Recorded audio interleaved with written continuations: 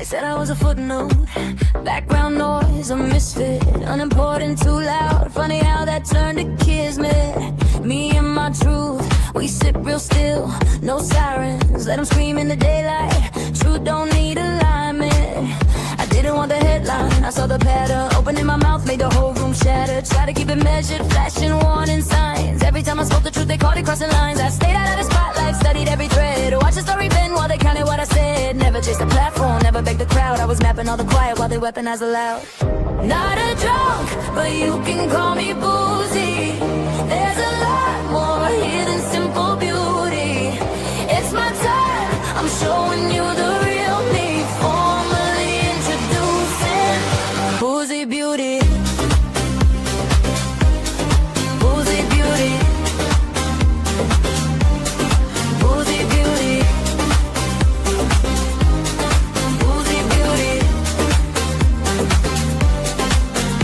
Daily in the gym, yeah, I build this body, but don't confuse the muscle with the mind inside me. Got the ladies watching when I teach that beauty, but the real flex is knowing exactly who I'm proving. Is deeper than looks, deeper than likes. I'm sharpening language, intellect precise. Full play, firm lines, boundaries set. I light my soul up, I don't need their respect. While they were boxed in, marks, marching bold lies. I was face down, boxed in, hit from all sides. If they look beneath the noise, they see. I never wanted fame, just wanted pattern seen.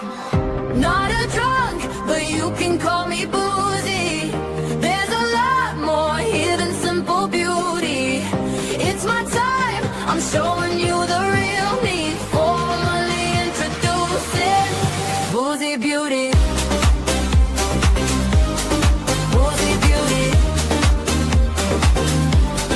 Boozey Beauty. Boozey Beauty. Snakes in the grass slithering in my phone. I walked out clean when the silence hit home. Diamond in the rough, no filter, no scene. Funny how the dirtiest hands claim pristine. Not a drunk, but you can call me Boozey. There's a lot more here than simple beauty.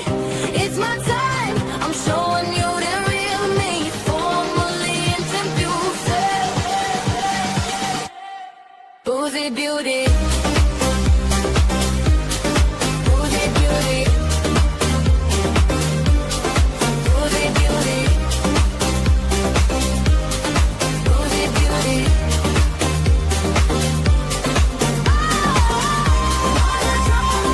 You can call me Boozey.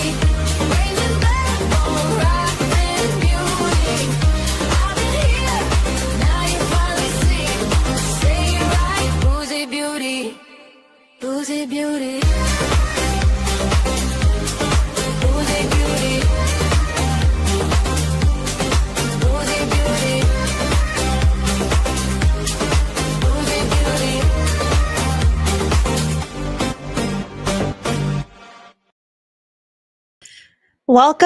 Welcome, everybody. Is this mic on? It is. This is the reason why I got a microphone that lights up, so that you all can make sure you can hear me, and I can see that you can hear me too. Welcome in. If you don't know who I am, I go by the username of Boozey Beauty, and I am a resident of Norfolk County, which of course is infamous for the murder investigation of John O'Keefe, the Karen Reed trials, the Sandra Birchmore murder / self-unaliving investigation, and all of the things. And you know what? I think that's all I need to say about that. Right, chat? Right, chat? So what are we talking about today? A whole lot. If you are newer to my channel, or even just newer to my YouTube, I'm newer to the live stream YouTube world as well.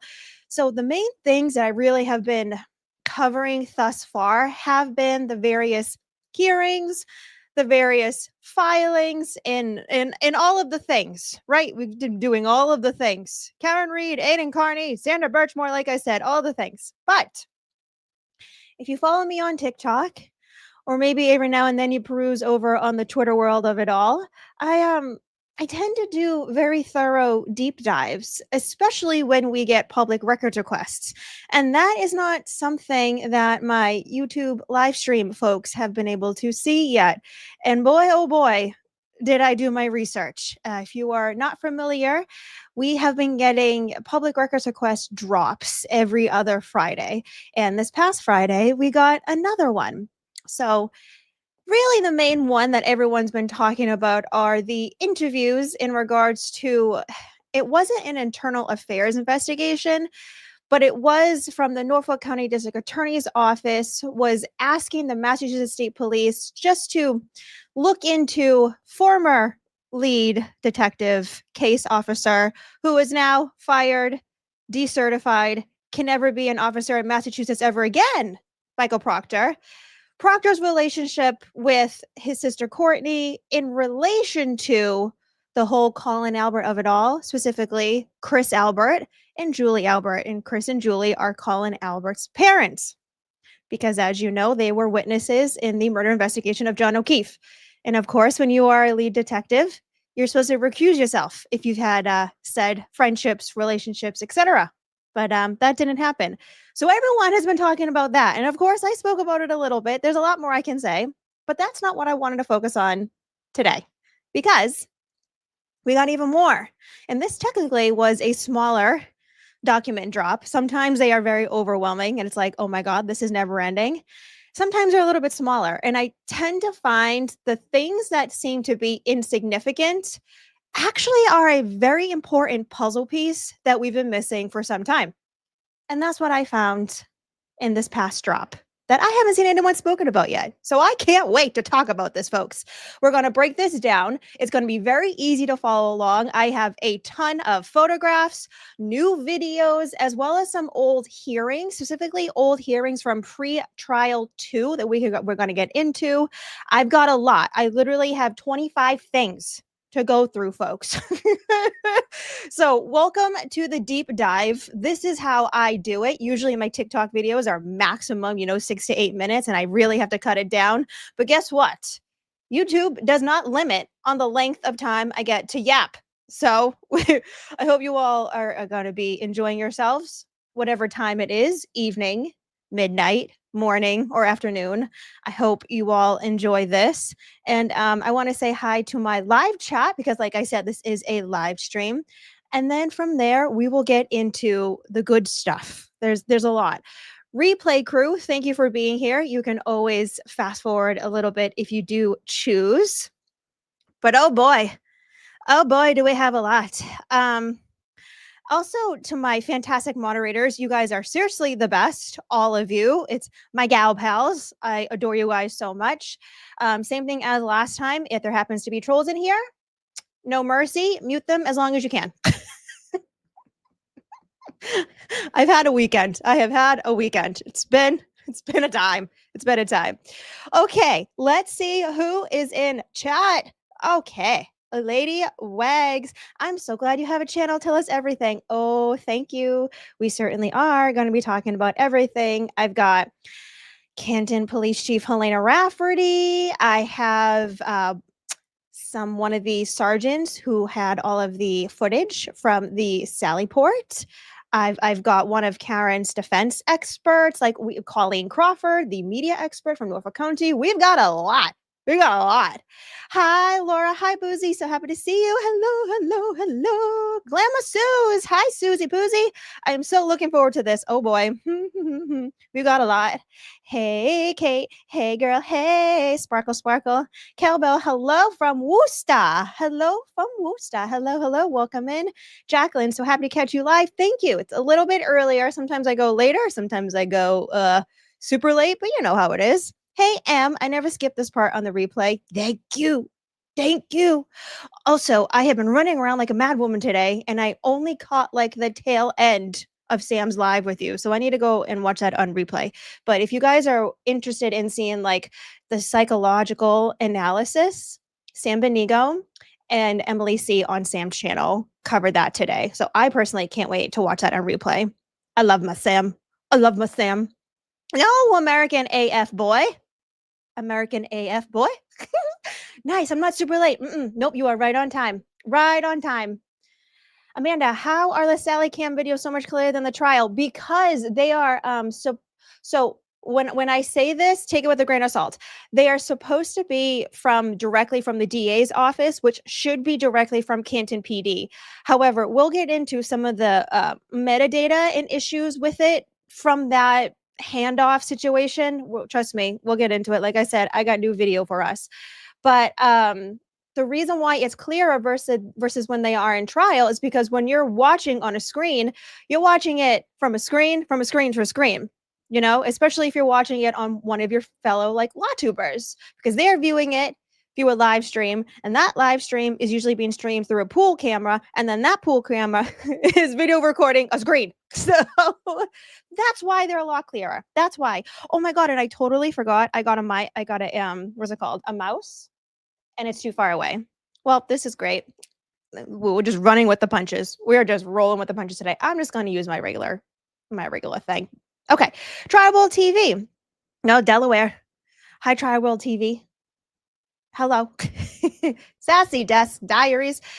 Barb. Oh, not the kindergarten, Barb. Not the kindergarten. Sassy Desk Diaries. Hello. I think I have a couple of new friends I need to say hi to. Oh, Suze, thank you for becoming a member. Thank you. It's a good time. I hope you like the pink duck emoji. Finger heart. Oh, hello, Patricia. Thank you for being here. Thank you. My favorite emoji is literally the Taylor Swift heart. Casually Kiki. Respectfully, I'm excited to hang out with my girl crush. Oh no. Okay, I won't tell your wife. And the chat while I mow my yard. Oh god. Well, you know what? We're gonna be on here a little bit, so we'll give you lots of things to listen to. Don't you worry. Okay, who else is here? Cam. Hi, Cam. Thank you for becoming a member. Appreciate you so much. And as well as Jacqueline. Jacqueline has a dog. You all know by now what I think about dogs. I just want to boop every single one of their noses. Cute. Okay, guys. All right. Touch that like button. Mark says. Touch it. Okay. Oh god, this is getting spicy. What happens in chat stays in chat. Okay, you guys are so much fun. So, like I said, we have a lot to go through. So let's get it started. I want to start in an easy place for all of us to remember. Now, if we go back to 2023, what has happened before then in the town of Canton? Well, the obvious is the murder of Boston Police Officer John O'Keefe. And then obviously his girlfriend Karen Reed was indicted on February 1st, 2022. Of course, from there, once we start getting all of the filings, and then Aiden Carney jumped on board the next year, all of the things started to come crashing down. All of the things, because we can only imagine what was happening internally. So, starting my timeline with April 30th, 2023. From the Canton Police Department's then chief, Helena Rafferty. All right, can I do this? I like this one. All right.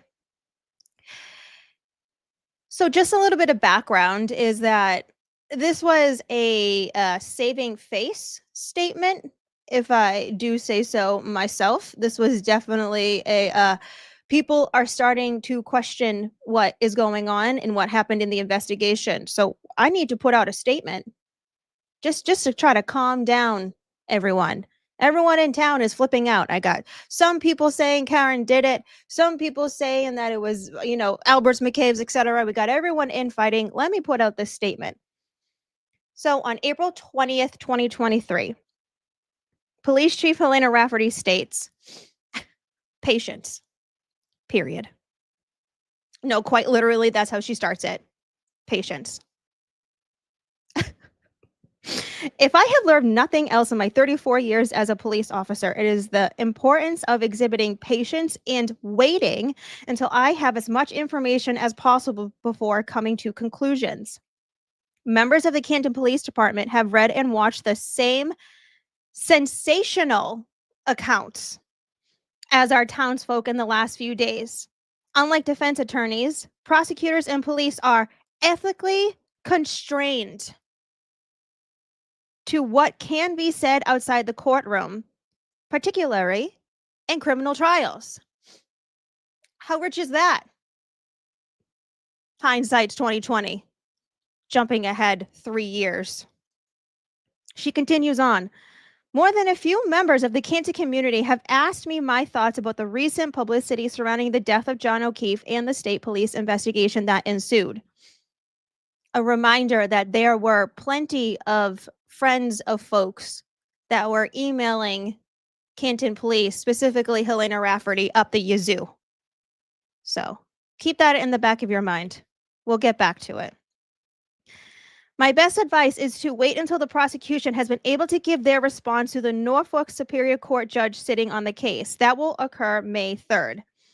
The matter is in the courts now in front of an impartial judge. Okay, I don't know about Canoni being impartial, but sure, Helena. The justice system works slowly. Sure fucking does. We're still waiting for justice for John O'Keefe. Because both sides are given the opportunity to have full and fair hearing before an impartial and neutral judge or a jury of the defendant's peers. Karen Reed was acquitted of the murder of John O'Keefe. For our part, the focus of the men and women of the Canton Police Department is the well-being and protection of the 2 children that John was raising. I submit that is where our focus belongs. I agree. Still to this day. Ben Franklin once said, "Patience is a conquering virtue. Therefore, I am satisfied to be patient as the judge is presented with all the facts." Helena Rafferty, Canton Police Chief, April 20th, 2023. So, I just know chat's going wild right now. Oh boy. So, if you weren't around in the 2023 timeframe of the investigation and you weren't really sure what was going on, that is what was going on from all of the sides of the media. We were told consistently, locally, that there was video footage of this supposed incident of Karen Reed running into John O'Keefe with their SUV. That is what was put on mainstream news. And obviously that was perpetuated through all of the filings, all of the hearings that anyone would go to or watch online, or the selective snippets that would have been broadcasted through the various mainstream media. That is what we were told. And as you can tell from Helena Rafferty's statement that I just read to you, that was the norm. That is how it went. Of course, there are going to be some people that know differently and feel differently. But for the most part, the public at large did wait for the first trial. And then you could say things blew up in their faces. Because once you put all of the witnesses on the stand, it was obvious that some of them were not being truthful. Some, if not the large majority. Now, I want to introduce you in case you didn't know who this individual is. So let me put myself back to the side. This photograph right here. This is an older photograph of a few members of the Canton Police Department. I wish I had the actual date of this and I didn't put it down on my notes, but just know this was a little bit of time ago. Obviously, you can see Helena Rafferty, the police chief, is in the center. To the left of Helena is Sean No Fucking Good.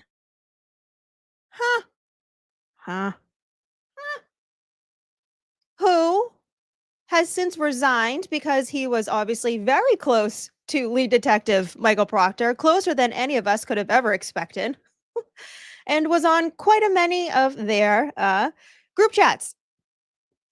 Next to Sean No Fucking Good is Kevin Albert. Good old Kev. Good old Kev.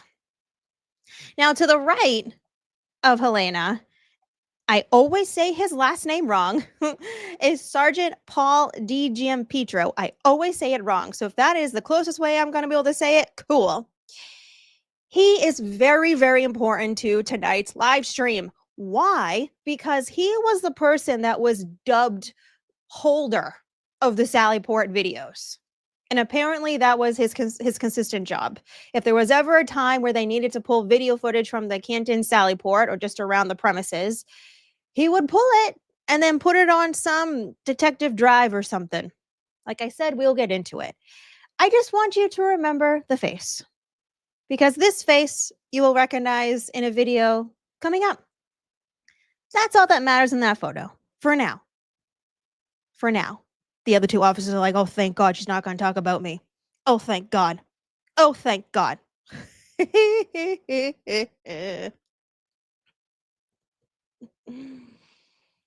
Guess what then happened after Helena Rafferty's statement, which was on April 20th, 2023, like I said. The Canton Police Department Audit started becoming a thing because people in the town were not happy. There was at minimum an appearance of major issues. And I say that obviously with a high asterisk. When I say appearance, there was obviously some duckery afoot. Clearly. So on April 29th, 2024, jumping ahead a year, after all of the articles, all of the questions, and all of the things, yoo-hoo, Canton Police Department's committee is set up for the audit. The first meeting was May 1st, 2024. And if you saw the clips of that hearing, you may know what I'm talking about. But when I tell you, it was a disaster. It was a disaster. Like, you had many of the townsfolk not happy because of the way that things were being said by a few of the committee members, in particular, a man by the name of Bob McCarthy. Some of you may know what I'm thinking about if I'm starting to run your noggins a little bit. Bob was awfully rude, in my opinion. He should have just kind of sat there, maybe rebutted a little bit, but the slinging of insults were going back and forth. And in one particular moment, he actually incorrectly named Sandra Birchmore.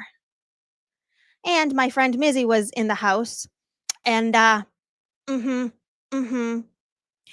you're going to be mentioning a victim's name, you might want to mention the correct victim's name and not the incorrect victim's name. If we're just comparing it to like John O'Keefe, that's like calling John Joe, you know? So it was a mess. But really the committee was set up to figure out public funding, how are we going to get the money to do this, and then also to figure out when exactly this whole committee was going to go about, and then which company we're going to hire. At that same time, however, we also had the first Karen Reid trial ongoing. So literally the two issues were going back and forth, hand in hand. Because remember, Karen's team didn't get the first clip of the Sallyport until the first trial. Literally, not pre-trial, none of it, at trial. And when we get a little bit later on, we're going to see exactly what happened per Helena Rafferty and Paul DiGiampietro's words, the dates and the times, and why that is so highly suspicious that they held on to this video footage and was only giving up in dribs and drabs. You guys are going to have your heads pop off once I get into this. Obviously, we know the first Karen Reid trial ended in a mistrial. That was July 1st, 2024. Immediately after that, DA Morrissey immediately put out a statement that they were going to retry her. Then in August, they hire Hank Brennan as a special prosecutor. Then flash forward to fall time. November 20th, 2024, Canton residents officially vote for the Canton Police Audit. Okay. Right before then, though, how could I not bring up the Canton Select Board meetings? At the November 11th, 2024 Select Board hearing, I'm sure some of you remember Rita Lombardi. She was specifically speaking about the Canton audit, the police audit. Let me bring up just a very quick 30-second clip so you guys can see a little more relevancy with the issue of the audit and why it was so important that this audit was to occur. This sounds to me like similar to the police audit, where we are trying to do the police audit because there was lack of trust in the community. And the committee was finally agreed on a vendor for the police audit. And then it was ripped out of their hands. The committee was dissolved, and Chief Rafferty, Bob McCarthy, and Charlie Duty were put in charge of the police audit. Now, I don't know what you expect to get restored trust and safety in this town when the people who are supposed to have nothing to do with the audit are now running the audit.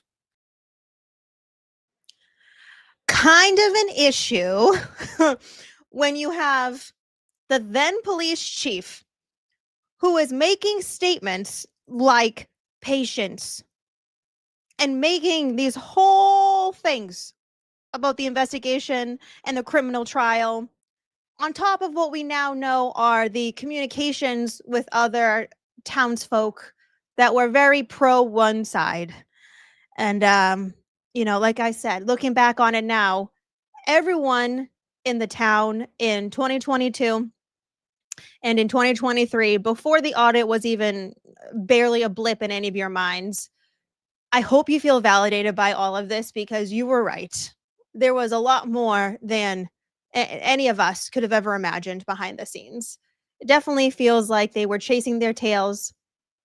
And if you believe in the theory that individuals thought that Karen Reed was going to plea out and take the easy way out, and that none of this would have been uncovered, you're probably right. You're probably right. So like I said, that select board was on November 11th, 2024. They had a committee, it was dismantled, and now all of a sudden you got this guy, Bob McCarthy, who doesn't even know Sandra's name, doesn't even care, frankly. You have Helena Rafferty, who is the police chief, supposedly looking into the corruption of it all. Obviously, I think there is a bit of a issue there. Don't you all, chat? I think so. At this same time, discovery is ongoing with the second Karen Reed trial. Obviously, like I said, August Hank Brennan was secured as a special prosecutor. So all these communications were going on with discovery, back and forth, trying to figure out experts and the whole 9 yards. That includes, obviously, the Sallyport video footage, which obviously was a major issue. Considering Karen's team were told that there is more video footage, but that it's corrupted, it's not available. Back and forth like a ping pong ball. So it got to a point where Karen's team wanted to send in an expert to the Canton Police Department to attempt to retrieve this video footage for themselves. Well, friends, this is where all of the shenanigans begin. I'm sure you guys remember all of the pre-trial hearings. Let's get into it. So like I said, on this new public records document drop, we got some new video footage. Part of that new video footage is of Karen Reed's expert. His name is Matthew Erickson.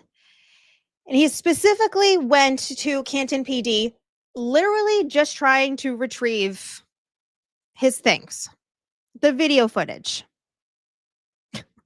I'm going to pull up this video footage. I forgot my notes for a second, and I do have timestamps. So I'm going to start playing it for you guys just to show you what's going on here. This happened at Canton Police Department, like I said. So this video footage is, I don't know if it's like it looks like a basement of Canton PD, where they have like their communications room with all their cameras.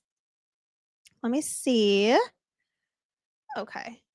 Oh my God, I have way too many tabs. 1 second, chat. Okay, here we go. Matthew Erickson, Canton PD DVR. This occurred on December 12th, 2024. Okay. Let me see if I can make this full screen.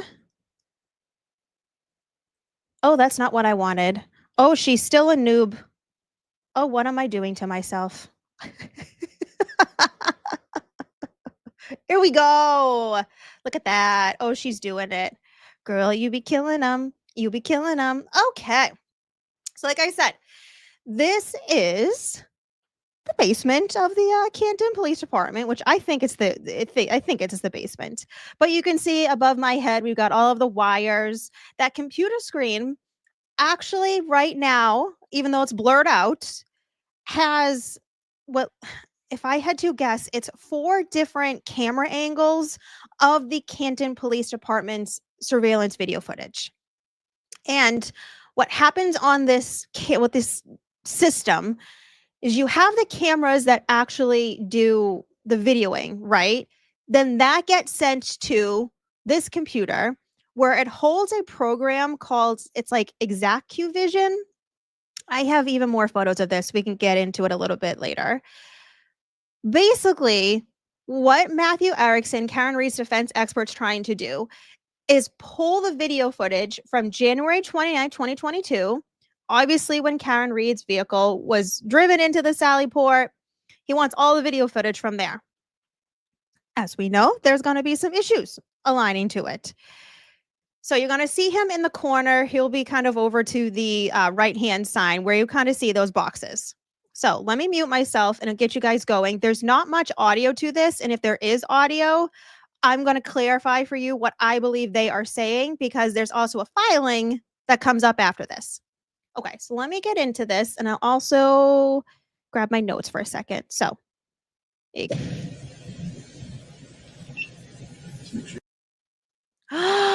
You're joking. You're joking. Frickin' frick. Hold on. You can't make this up. We are live and a disaster. Okay, stop sharing. Hold on. What do you mean an unexpected error occurred? That's rude. Let me reload this. I wonder if it's because I had it like loaded too long. Okay, where is it? Matthew Erickson, Canton PD DVR. We'll try it again. Thank you for being patient with me. I do appreciate it. Okay, now this should work. Okay. Sorry, chat. Speed bump. Okay. And I will move myself out of the way again. Better. Okay, there we go. Make sure it's actually recording.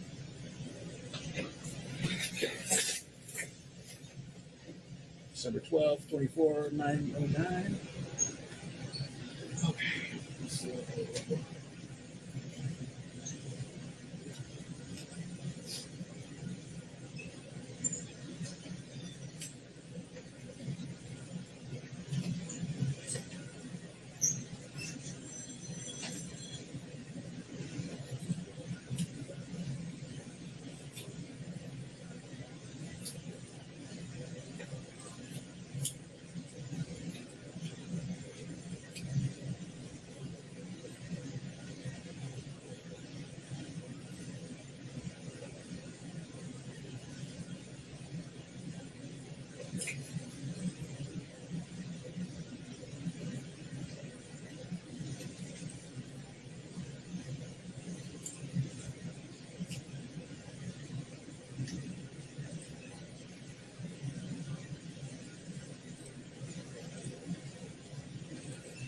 kind of looks like you got 1 month worth, but the dates, just confirming.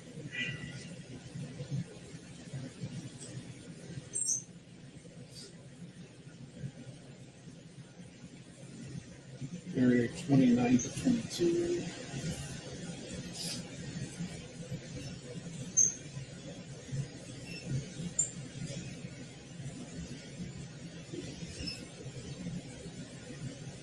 Is this keyboard attached to it as well?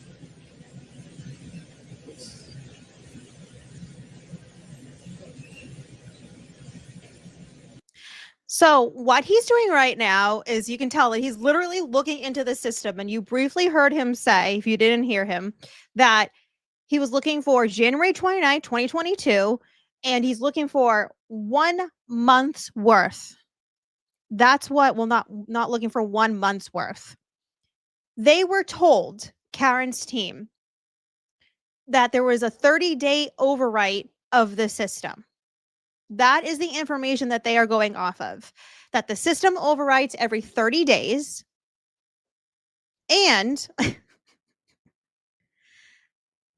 Karen's team was told that, yes, the footage is still there. The video footage is still there. That's the reason why her team spent thousands of dollars flying him out. So as he's looking, you can tell right now that he's searching 1/29/2022. But then guess what happens? If I flash forward, you never got to guess what happens, chat.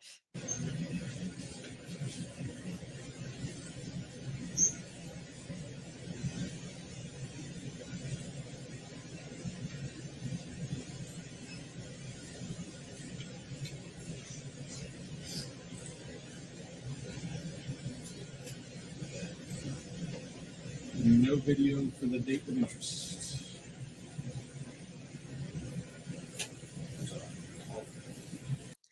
You see him look around. He said, no video from the date of interest.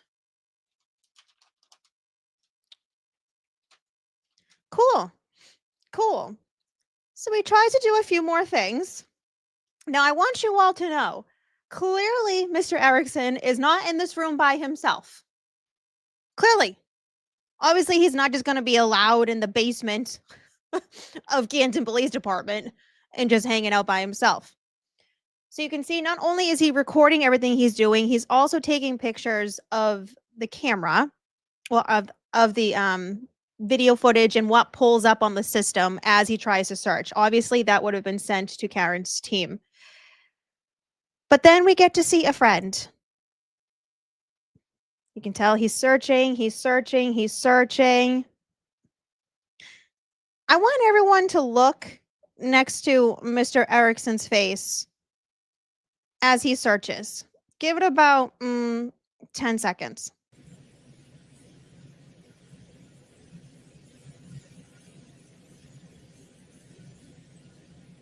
Who's that? Who was that? Who's that? Kind of looks like someone wearing a police officer's uniform, no? Let's rewind for a second. Let me see if I can get it quicker.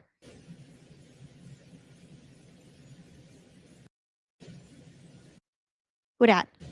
Who dat? Who's that, chat? Do you have any guesses who that may be? Who may be in Canton Police Department that has access or is dealing with the video footage? I wonder. I mentioned the photo earlier. Aha! Dun, dun, dun. There you go, Gina. Yes, yes, yes. This is the reason why I showed the photograph to you guys earlier. That is Sgt Paul DiGiampietro. The guy you can't pronounce his name. Where did it go? Where did it go? Where did it go? The guy you can't pronounce his name. Yes, correct, Cindy. Someone goes, one of the bald ones. Yes, that is Sgt Paul DiGiampietro, who by this time had already retired. He retired in, I believe it was September. There was like 4 of them that all retired all at once. It was Paul DiGiampietro, Paul Gallagher, who we saw testify trial 1 and 2. He's the one that had the Gucci tie and the nice vacation tan. You know, the one that said that Colin Albert was his best detective. As well as Scott Lenhart and then Eric Wade, I believe.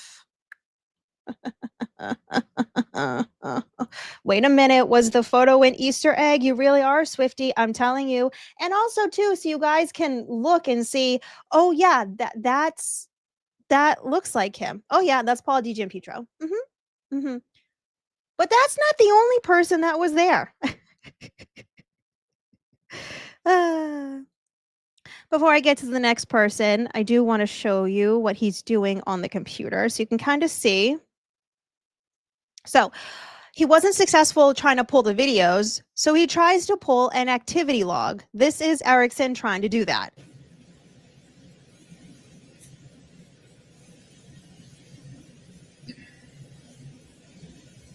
Doing an activity report for that day of interest. It's taking a minute.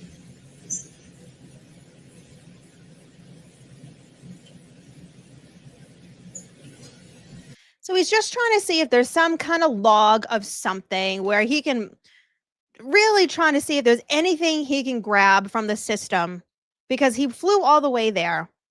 Anything that pops out. This is when Erickson notices that it's taking forever. Apparently, this is not the norm with these systems. It doesn't take forever to pull up a log. Well, for some reason, when he tried to search this date, it was taking forever. Do we have the answer as to why? No. But we just know it was being abnormally long. But like I said, someone else was in the room with him. Pay attention closely to hear what kind of a voice you hear. Give it about 5 seconds.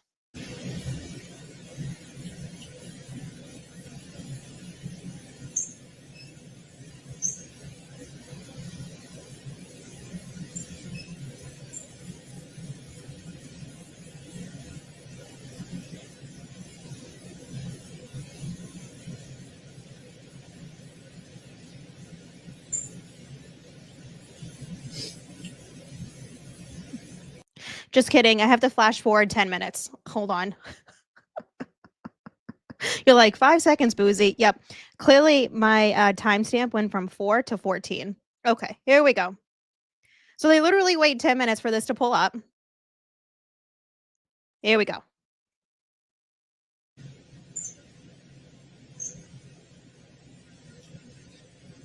What was the name of the person you said to ask a technical question to? Lewis? Huh. Erickson goes, what was the name of the technical person that I need to speak to? And you hear a woman's voice. And she goes, Lewis? Huh. Who do we think? Who do we think, chat? That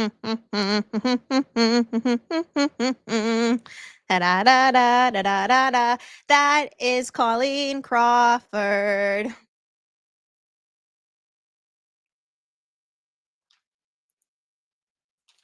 Interesting.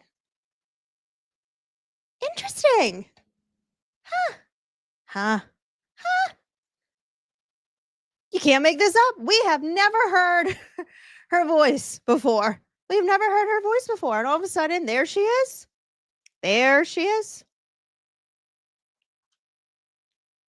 Because obviously, Erickson's having an issue. So he asked Coleen, am I supposed to speak to about this? She goes, Lewis. Louis Jutras is the media person from Canton, the town of Canton. He also testified in the trials.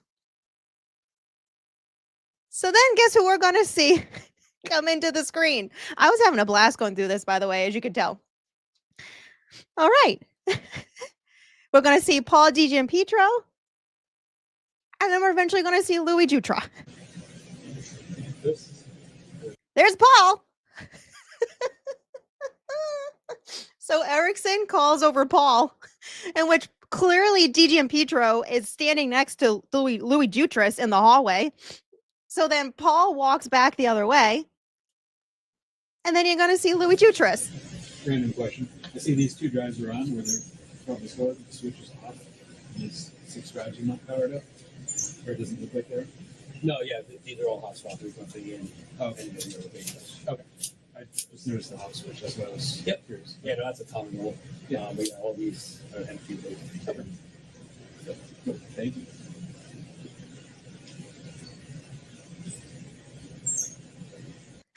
So he's asking him questions about it. And then he's like, nope, this, and this. DiGiampietro on the other side of the doorway. And then Louis just walks right back out. He goes, yeah, you got it. You can do it. And then obviously things aren't working out because they've already been here for a little chunk of time. He's already been in there probably like 20 to 30 minutes. So he's getting frustrated, Karen's expert, because obviously this isn't panning out the way that it's supposed to. He was supposed to go in, get the footage, and leave. And then comes more duckery afoot. If the video is not here, is there a secondary place where it's stored that I can grab a copy? What's next? Or I guess you're the one to ask. If the video is not here, which seems not to be, is there a secondary place for the manually exported videos you have that I can get a copy of? Or I don't know the situation.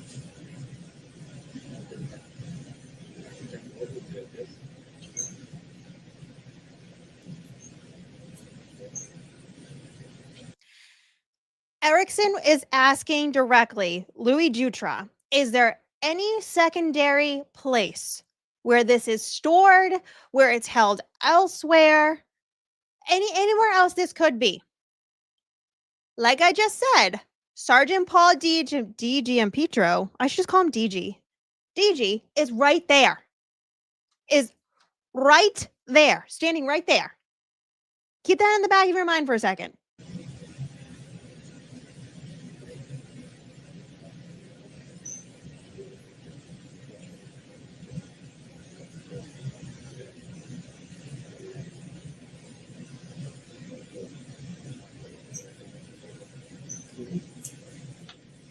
I have a new drive I can give you if that's easy. Whatever works.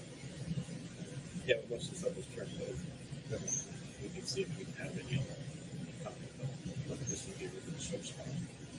Yeah, it came out from Phoenix, so I just want to, give them the hash files while I'm here and all that stuff. So give them whatever I can give them.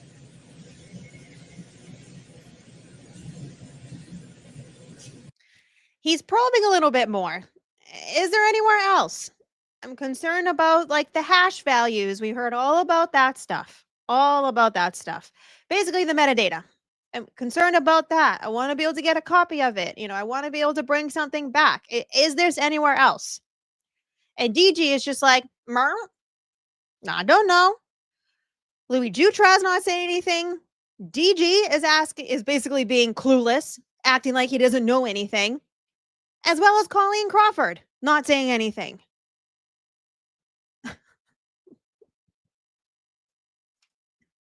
Then Erickson asks, is there any type of like protocol that you guys have? Like, what is going on here? You pull the footage, and then what'd you do with it? The footage is gone. Is it just gone, disappeared? No answer. Absolutely nothing. So Erickson continues to stay and tries some more things, and we can see he clearly is he's not very successful. He's doing all of the things, taking photographs for Karen's team as he goes, because obviously flying out any expert is not cheap. You have to pay the crazy hourly rate for an expert fee, which is expensive. Well, most of the time it's expensive. If they're legitimate experts, they should be paid because, they are experts. And then finally, he does have to give one last final search. And this is what happens.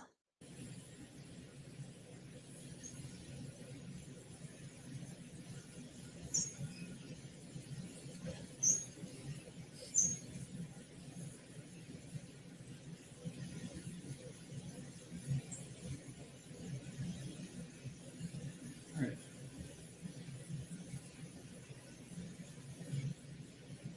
So it's returning nothing.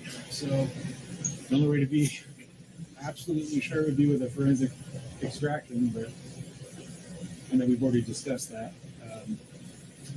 You know if that was done previously when this event occurred? A forensic extraction? Nothing? So do you have protocols for saving videos when you have to, or something written or anything like that, or do you just manually save them as needed?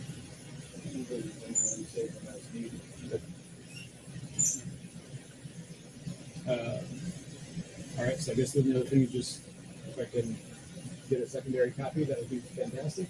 I'll have to speak to the results as well. For sure. So I think we're set. Anybody want to check this out to make sure that nothing's bad or changed? Just confirm we're all good and happy. You got a nice chat in the end? What's that? You got a nice chat in the end? Oh, that was just a sample one. It's not even effective data. Okay, so clearly he goes, it's returning nothing. Louis Jutruck comes back in and makes a joke. Oh, looks like he got a nice little pie chart there. And Erickson's like, it's just a sample. Nothing came back. Now, he specifically asked for a forensic extraction. That is exactly what we kept hearing about during the pre-trials. Forensic extraction. We want to make sure we get all of the metadata. So when he turns to Paul, DG, and DG goes, no, that wasn't done. Obviously, there's no protocol. But like I said, there was a friend there, right? We had a friend. And she actually took her own photographs. How nice. How nice. So we're going to see Coleen Crawford's photographs in defense of Canton Police Department. Oh boy. Hope you all are ready to do some learning. Okay, let me make myself small again so you guys can see more. Oh boy. So these are from Coleen Crawford when she went in and took a lot of pictures. Let me, how does that look for you guys? Okay, that looks good for you guys. So I'm just going to leave it. Okay. There we go. Let me explain this to you right here, what this is. She took a picture of the exact screen that you just saw Erickson on. The exact same screen. So if anyone had any doubt of what system Canton Police Department was using, now you have complete clarification. So for any of my friends that are into the video extraction thing of it all, the systems or whatever, here is your confirmation. They use ExacuVision. If you didn't already know that, now you do. Here's the deal. My suspicion is the reason why she took a photo like this is to try to explain or try to tell people, look, this is how this camera records. Because as you can see, this is the interior Sallyport front wall from January 29, 2022. However, it's clearly not the live camera footage. Because she obviously did not take this at one. She didn't go into Norfolk. She didn't go into the Canton Police Department at 1:13 p.m. on January 29, 2022 during a blizzard. So this is not the live footage. But what it does clarify for us, these cute little buttons down here shows you some things. There's always a lot of arguments in regards to, okay, if the cameras are not damaged themselves, if they don't actually show on like the video streams themselves as distorted, perhaps maybe when it's in the recordingness of it all, that's when some things mess up. Guess what you can do on ExacuVision? I don't know, maybe flip the screen. Remember trial 1, they were trying to say, oh, it films inverted. Something they don't want the general public to know is that quite literally in this program, you just hit a button and it can flip. Doop. The way that it actually is portrayed on the actual screen. As well as you see the chyron at the bottom where it says interior Sallyport. That also is inputted on ExacuVision. You can change the color on it. So we've seen blue chyron, we've seen yellow chyron. All of that can be done in this program. I told you guys, I did a lot of digging on this shit. So I want to thank Coleen Crawford for all these new photos because you sure did clarify this stuff for us. What's also interesting here is you can see the date range. It popped up for her, but not for Erickson. This one was redacted.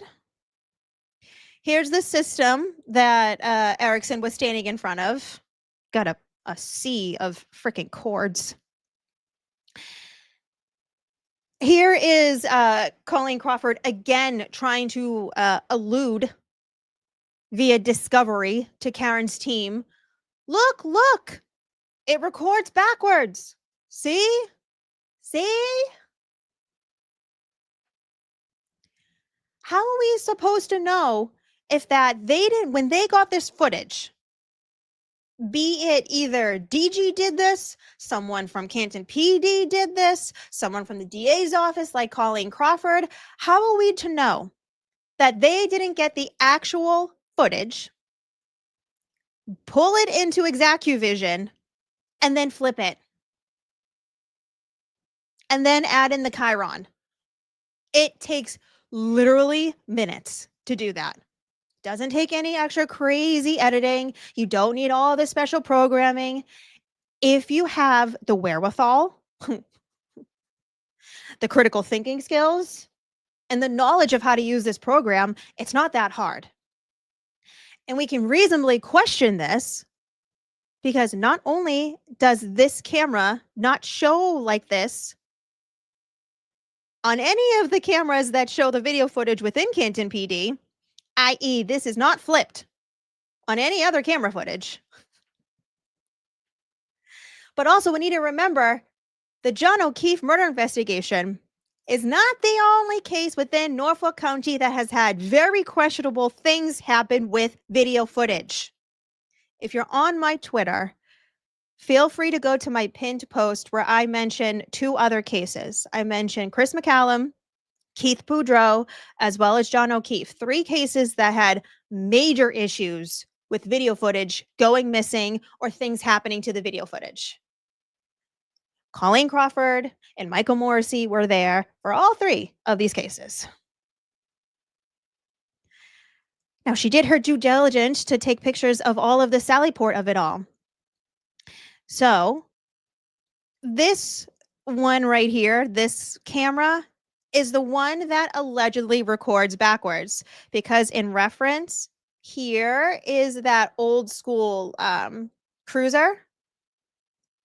So it's trying to say, look, that's the inverted one. Also, Berkey, I know you're deceased, but Berkey and Rafferty, this is just messy. This is a disaster. You were supposed to be a police department, and this is what your Sallyport looks like. And this is what Massachusetts State Police deemed as worthy to bring in a potential murder weapon into and to be held. You can there's a clarification on the ExacuVision, in case anyone was doubting me. Another angle of the Sallyport. It's a mess. Here is where Erickson was standing. And as you can see off to the side, it says calm room or something. But up here is the screen he was looking at. This obviously is the system. We got another angle of the Sallyport. And another one. I sound like DJ Khaled. Another one of the room. It's incredible that she's taking all these thorough pictures. It's kind of like that's what you're supposed to do. Another angle. This is where Karen's car would have been pulled in from. This angle right here. Obviously, you have this camera up here is the one that supposedly films all distorted. That is the camera that would have been closest to the tail light in question. This is the door that Berkey and Yuri went through. This is the area that supposedly they were, I don't know, shoveling or something. But this door right here is a major door for many of the officers to go in and out of, because as you can see outside here of this garage bay, that's one officer's vehicle, but they can all, there's like a little lot right there. And then behind that is the bigger lot. So this technically is the closest door from that lot. This is not the door Higgins walked into, though. He walked in on the other side of the Sallyport. Again, another angle of all the junk. This is redacted. Again, another angle. You can see the camera is right up there. More redactedness. Oh, yeah, here we go. Okay. Couple of things we can get out of this photo. Obviously, this is the bay where Karen's vehicle was pulled in. Obviously, you can see right off to the right-hand side, that is the key card system that they use to go in and out of the Sallyport door. I don't think she takes a picture, though, of... No, she doesn't. So if I go back up here, where she is standing, just so you guys know, above her on that wall is the camera footage of Karen's vehicle being pulled in. But as you can see, there's a light here. There's a light over there, as well as Karen's headlights, and then light poles on the other side of where Coleen is standing. So, again, start questioning in your brains, if you already haven't been, why the video footage of Karen Reed's vehicle being pulled in was highly distorted, and why it looks so dark. It's almost like they were trying to avoid us from seeing something. Okay, this right here is the other door.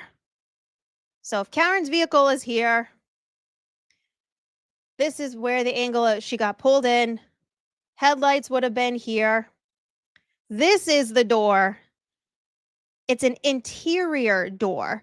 Higgins entered on the outside door.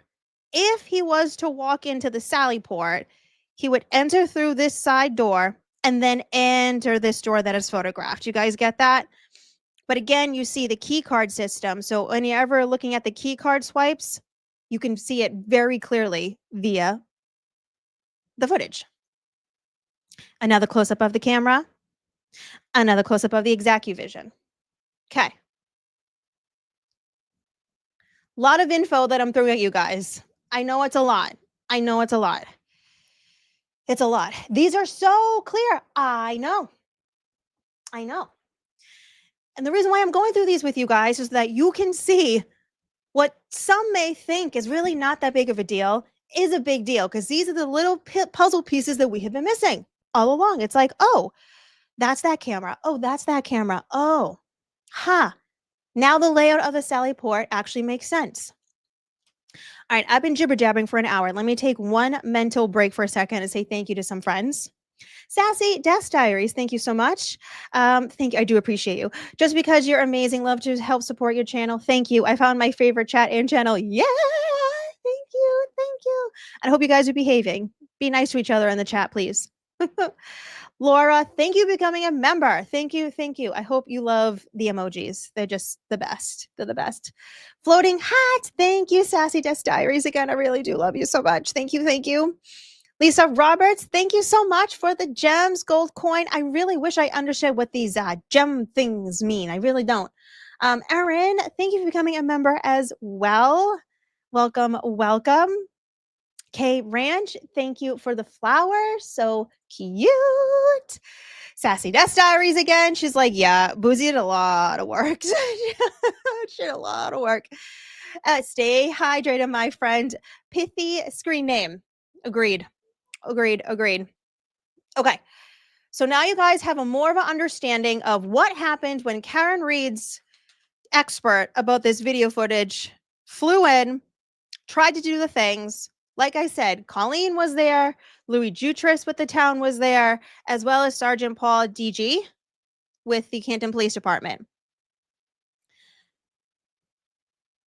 Not too long after that, we started getting into more of the pre-trial hearings for the second Karen Reed trial. Oh boy. Here we go, chat. Here we go. Here we go. Okay, if you weren't already a little annoyed, you're about to become even more annoyed as I start dropping bombs on you all. So, there was a hearing on January 7th, 2025. This was specifically in regards to Dr. Marie Russell's voir dire. If you don't know what a voir dire is, or if you didn't watch the pretrial hearings, a good example is what I can think of is when you are watching the actual trial proceedings and they go to like a private sidebar and then they excuse the jury for a little bit and there goes my dog. No, don't bark. Oh, he's mad. He's still in a cone, by the way. It's a long story. Oh my God. Anyways, so when the jury gets pulled out, but then they still continue to question that witness or expert on the stand without jury view. What they were doing in these pretrial hearings is Hank Brennan at that point was trying to exclude pretty much all of Karen's experts. Literally, all of the main heavy hitters, he didn't want. So in this particular hearing on January 7th, 2025, they were questioning Dr. Marie Russell. If you don't remember her, she was just like, oh my God, what an incredible force she was. And you want to talk about someone that was so uniquely qualified to become an expert for this trial? Her background went so deep. She started off as a police officer in her career. And then she just went from jump to jump to jump. We're talking about being a start off as a police officer. She was a coroner at one point. So she's working in morgues around bodies and whatnot. She was working as I forget the name of it, the term of it. She was working at like the busiest hospital in Los Angeles. And she gave off all like the numbers of individuals that she would be in front of in regards to like car accidents, but as well as dog bite victims and whatnot. We're talking about a uniquely qualified expert, like someone that would fully comprehend not only John's body, specifically the dog bites, but also she could have spoken about the impact of vehicles into a pedestrian. But she wasn't. That's not why she was there. She's specifically there for the dog bites. But we get a little bit of a clue of what is going on behind the scenes between Brennan, Canton Police Department, and Karen Reed's team. Let me pull up this hearing, or did I not? Oh, I'm just going to, okay. Oh, that's right, because I got a whole lot else going on. Okay. So after the voir dire, this was the second part of this voir dire, by the way. They had already had her in before the holidays, and that is when we really got to see attorney Robert Alessi for the first time. That's when he got to shine. I'm almost positive that was his first or second hearing. He was pretty new to the team. And of course, as we know from trial 2, Alessi was brought in for the experts. So of course, he's going to defend Karen Reed and her experts. So at the end of the hearing, we got a brief blip on the scheduling of what is to come. And this is when we heard for the first time that Hank Brennan also wanted to exclude ARCA, the federally hired accident reconstructionists, ARCA, as well as Karen Reed's cell phone expert, Richard Green. You literally want to talk from trial one, 3 of like the best experts that they had. Dr. Marie Russell, who they were trying to exclude. ARCA, who had not done any of their own testing for Karen Reed. They literally were just there because the feds were investigating the investigation of John O'Keefe's murder. So they were hired with very specific parameters, not for Karen Reed. Because guess what? The Commonwealth also could have used this information and they never did. So they had that.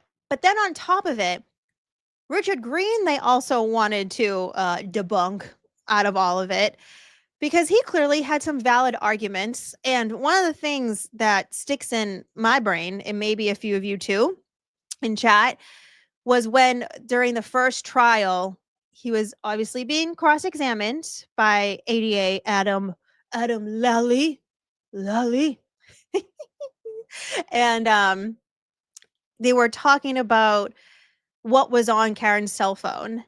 And I forget the actual question that Lally asked Richard Green, but Richard Green put it out there that, in April of 2022, the location data that was stored on Karen's phone was deleted. When did Karen give Massachusetts State Police her cell phone? January 29, 2022. Who had Karen Reed's cell phone in April of 2022? The Massachusetts State Police. So it's kind of no wonder that they want to try to exclude these 3 experts. And then we got some filings. This was a time for Karen's team, guys. This was just quite a time. What a time to be alive. So, of course, because they were not able to recover any video footage from expert Matthew Erickson's visit to the Canton Police Department, they then were trying to recover some of the expenses, or should I say all the expenses. Okay. Let me see if I can zoom out. Okay, how's that for you, chat? Lovely. Beautiful. Okay. Let's read this together, shall we? Whoops. So this was filed, the exact date was on January 22nd, 2025. This is the affidavit of defense expert Matthew Erickson in support of motion to recover expert-related expenses from the Commonwealth, aka Karen Reed should get her money back. I, Matthew Erickson, do hereby depose and state that the following is true to the best of my knowledge and belief. I am a computer IT and mobile device forensic analysis at USA Forensic LLC. I was retained as an expert witness by defendant Karen Reed in the above captioned matter for the purpose of analyzing the current DVR configuration and obtaining forensic video surveillance evidence from the Canton Police Department. On December 11th, 2024, I traveled from Phoenix, Arizona to Boston, Massachusetts by plane to render expert witness services in the above captioned matter. I stayed in a hotel for 1 night and returned to Phoenix by plane on December 12th, 2024. The purpose of my trip was to allow me to extract surveillance video from the Canton Police Department's ExactQ Vision DVR system in a forensically sound manner, which aligns with methods accepted and commonly used in the digital forensic community, as well as review any video footage preserved within the system from January 29, 2022, between 12 a.m. and 11:59 p.m. I visited the Canton Police Department on December 12, 2024 to do so. I arrived at Canton Police Department on the morning of December 12, 2024 to begin my review of the DVR system around 9 a.m. and was met by Coleen Crawford, who I was informed is a multimedia director and certified forensic video technician from the Norfolk District Attorney's Office, as well as 3 other individuals. There were 4 people there, and we only know 3. And the only reason why we know 3 that Erickson met up with is because we're able to identify them now in the actual video footage. So those 3 people we just went over, Coleen Crawford, Louis Jutra, and Paul DiGiampietro. Again, I apologize if I say the name wrong. Ms. Crawford expressed surprise that I was there to do this work. Relatedly, skepticism that the footage would still exist. Reminder, Karen and her team were told, sure, go file your expert. And now here's the expert coming in being told, oh, I don't even think the footage exists. You mean I flew from Arizona? You're going to tell me that nothing exists? Cool. I asked whether anyone had accessed the system to, hold on, share this tab. Okay. To determine, I might need to zoom in for you guys a little bit. Is that better, chat? Oh, yes, much better. Okay. To determine whether the relevant video footage was even present, they answered no. Notably, before I made this trip to Massachusetts, the defense team spoke with Ms. Crawford herself, and she was made aware of the footage the parties had agreed would be extracted by the defense, specifically relating to the accepted date and time parameters that would be used for these processes. After photographing the relevant DVR equipment, I began recording audio and video and then access the system. So that's exactly what I just showed you guys in that video that we briefly just went over. Initially, it appeared to that there were only 30 days of video history, and consequently, that the relevant footage had not been preserved. That impression was confirmed when I navigated to the appropriate section of the DVR system where a search by date and time could be performed, and ran a search for January 29, 2022, 12 a.m. to 11:59 p.m. That search returned 0 results based on the size of the drives, the percentage used, and the remaining usable drive space. I concluded that there was mathematically no possible way for the videos from January 29, 2022 to be present in December of 2024 when I performed this search, unless they were manually saved and or properly preserved via standard forensic protocols. Another thing to keep on the back of your brain for a second. Note here that he does not say how long he thinks the system could be preserving this video footage. Okay? He states it appeared that there were only 30 days of video history, but he's not saying how many days or how many months or how many years something could be saved for. Oh, and we find out soon, chat. Next, I began the process of generating any activity logs for the date of interest. This request ran for an abnormal amount of time without showing results. When asked whether the system had ever behaved this way and whether it could be expected to complete the request, the person on site, who was Louis Jutras, that we know from that video now, who was most familiar with the system, shrugged and said he didn't know. After investing approximately 10 minutes into this and similar actions with no results, I determined that the relevant activity logs were also gone.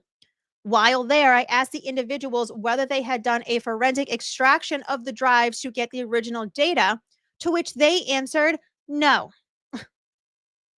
I asked how they preserved video when they needed to, and they responded that they simply manually saved the video from the DVR. Finally, I asked if they had a written protocol in January 2022 or now for saving video. They responded that they did not. Of course, that would have been Paul DiGiampietro that was responding to that. The individuals refused to provide me with a copy of the original video files that they originally pulled from the DVR system, stating that the information had already been provided to defense counsel. Can we take a little gander? How much of the Sallyport video Karen's team had been provided at that point? Let's just take a little walk down frickin' memory lane for a second. This affidavit, like I said, is from January 22nd, 2025. And here, Paul DiGiampietro or Coleen Crawford, I doubt Louis Jutras got in the middle of this, was saying, no, her team already has all the relevant footage. Hey, so wrong, because she was only given one video. 2 videos, let me clarify. 2 videos at that point. One was from pretty much the middle of trial 1, the inverted footage of it all. Remember that? And Yuri Bukhenik got caught on the stand lying. Then when Hank Brennan was put on the case in August, there was another video footage that Hank Brennan became aware of and immediately gave it to Karen's team. Here you have all of these mother duckers trying to say, oh, yep, that's it. That's all of it. Buddy old pals, are you sure? Because now that we are a year or more than trial 2, her acquittal, and we're getting all these public records requests, there was a hell of a lot of footage at that point in time, January 22nd, 2025, that her team had not been given yet. And here is an expert that they spent thousands on flying out and paying all of his expenses to perform literally a forensic analysis trying to get this footage. And now they're trying to say, no, Karen's team has it all. Wow. Wow. Wow. I can't. Where was I? Right here. When asked how they produced the footage to the court and or the defense, they seemed confused. Let me read that again. When asked how they produced the footage to the court and or the defense, they seemed confused. What is confusing about that? You were supposed to be a media expert, Crawford. You were supposed to be the guy that always deals with the video footage, DG. I'm asking how you supplied it. ShareLink? Thumb drive? Carrier pigeon? How the hell did you give it to them? I clarified by asking whether it was provided on a USB drive, disk, or ShareLink. They could not tell me for sure, but eventually said it was probably a ShareLink. That's not shady. I explained that getting a copy of the video files directly from them would help us ensure that we are working with the same hash verified data that was disclosed to the defense, i.e. the metadata. Give me all of the nooks and crannies of this video footage. That's all we want, which, by the way, is normal. It's actually abnormal to give a screenshot that doesn't have any of the background information behind said screenshot. Collie and Alan. Collie? I call them Collie. You can just call them Collie from now on. Colin and Allie.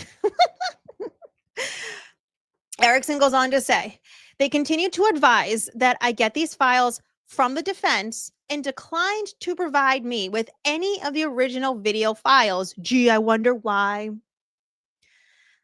the way Canton Police Department's technicians extracted the video data from their DVR system is insufficient for forensic purposes and has resulted in the permanent loss of the original surveillance video data. The Canton Police Department DVR system, like most, stores videos in a proprietary format. Canton Police Department uses the DVR interface to pick and choose which videos to save, and then that data is converted by the system into a playable format. The resulting file is almost always of lesser quality than the original, and because it exists in a different format, the resulting file will not hash verify to the original, aka there'd be no data behind it. AKA, you can't tell if someone had a unedited, not inverted, regular old video with no chyron added to it. And then if you invert the video, you do put it into some video editing software and you do put it on the chyron, and then you save that video, that is not the authentic video from the camera. Do you guys see where the issue lies? As such, forensic experts cannot properly test the authenticity and integrity of the video footage. Due to the Commonwealth's failure to preserve the original surveillance video footage, I was unable to extract the DVR system from January 29, 2022 to obtain relevant footage from 12 a.m. and 11:59 p.m. as previously arranged and agreed upon by all parties. He then goes into all of said costs that it cost Karen. And at the very bottom, it says, in sum, the travel expenses, expert fees, and related costs associated with my December 11th through 12th, 2024 trip to Massachusetts totaled $12,229.57. Oh boy. Oh boy. Yes, I said $12,000. So you can see why, after all of that in that affidavit, why Karen's team put in a filing to get this money back, because obviously they were told the video footage was there. There was an agreed upon date and time to bring in this expert to specifically get this video footage. And then when he went there, he was essentially laughed at. Like, in the most layman's way we can put it. It's so messed up. It's so messed up. So along with that affidavit, Karen Reed also files her motion to recover expert-related expenses. So I don't want to go over that specific filing, but just know that it is there. But there also is a Boston Herald article that also occurred at this time frame. I told you, it's just going to get worse from here, folks.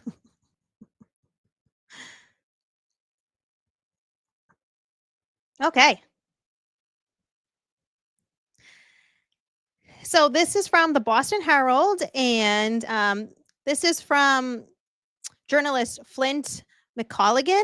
I really have thoroughly enjoyed Flint's coverage that he does surrounding everything Karen Reed. I really do enjoy his writing and the way that he digs a little bit deeper than, say, some of like the other mainstream journalists do. So he says, Karen Reed attorneys ready to file a motion to dismiss for extraordinary governmental misconduct. What do you guys think happened behind the scenes at the DA's office and at Canton Police Department right after all the shenanigans regarding Matthew Erickson going down and being laughed at, saying there was video footage and there wasn't. And then she drops a little chicken nugget in this filing of her motion to get the experts' expenses funds back. He writes, accused unaliver, which is now, she's now acquitted. She's acquitted. Karen Reed's defense team is promising to file a new motion to dismiss her case, this time for extraordinary governmental misconduct. The pending declaration was a footnote in a motion filed this week. This was, remember, January 22nd, 2025. Demanding that the Commonwealth of Massachusetts pay for the cost incurred by an expert, Matthew Erickson, who made a futile trip from out of state to analyze security camera footage from the Canton Police Department after being invited by prosecutors to do so. Upon the arrival of the IT and mobile device forensic analyst at USA Forensic LLC to Canton from Phoenix, Arizona. However, the footage was already destroyed according to the motion. Because the Commonwealth failed to preserve the original video evidence, Mr. Erickson's trip to Massachusetts was futile. The motion signed by defense attorneys Alan Jackson and David Unetti states.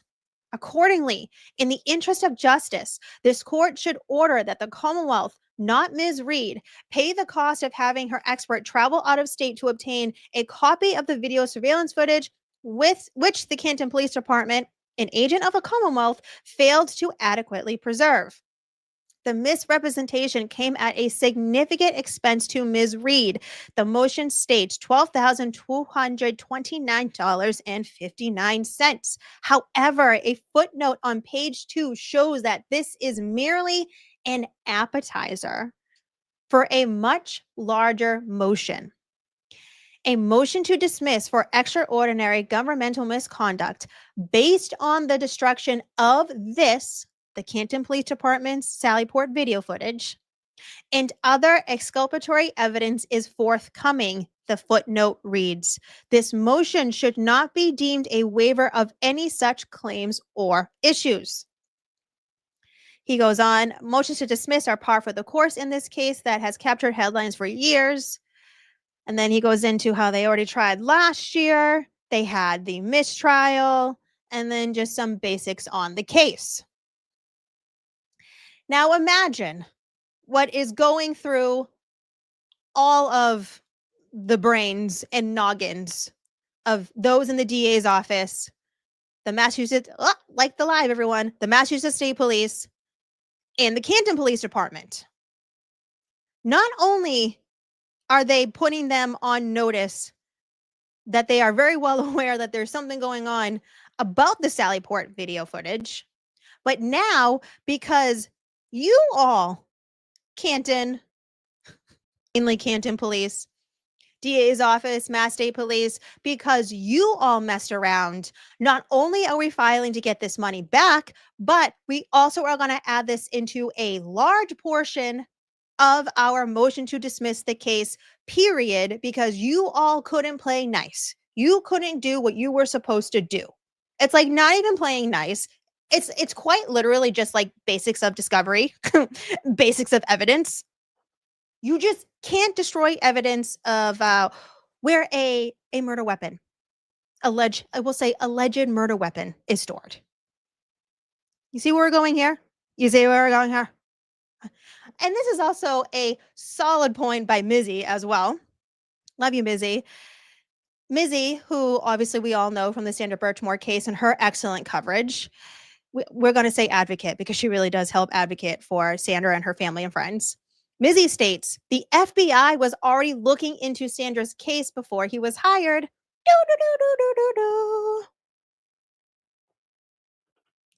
So there's a lot going on in Canton at this time. So we can only imagine how badly they are freaking the F out. And oh boy, did they freak the F out. Oh boy. All right, let me get into this hearing. Because soon after that, we had a hearing on January 31st.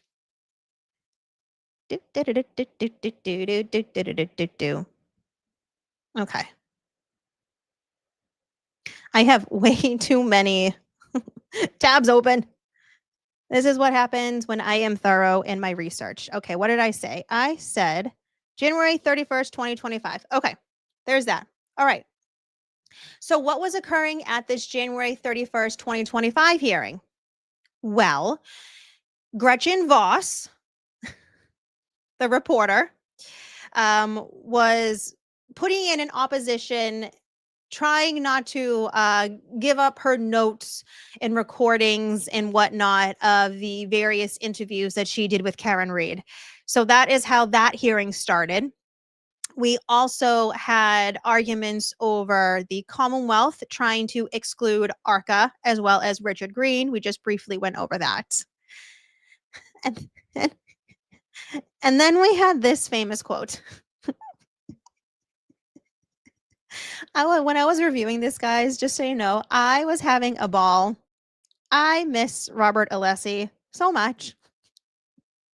I really do. Okay, hopefully it's this one. Yes, it's this one. Okay. Oh, man. So, I got this from Trial TV Live. They actually did great coverage with these hearings. So I was able to pull up all these hearings super quick because of him. So thank you so much, my friend. I appreciate you. Okay. Let me give you a reminder of this fun little quote, this viral moment that occurred. Make sure my volume's up. Okay. Okay.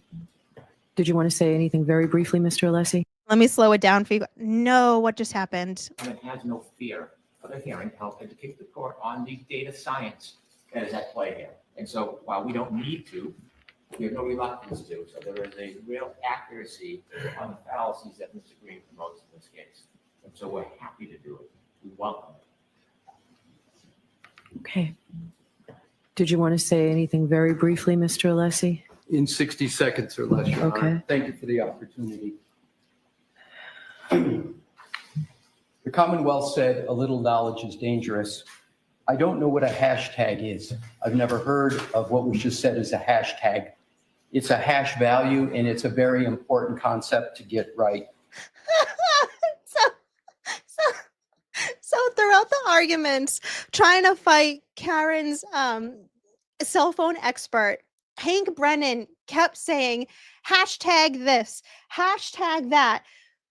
We're not talking about hashtags, Hank. We're talking about hash values, aka the metadata of Karen Reed's cell phone. And he was going on and on and on over a dozen times. Hashtag, hashtag, hashtag.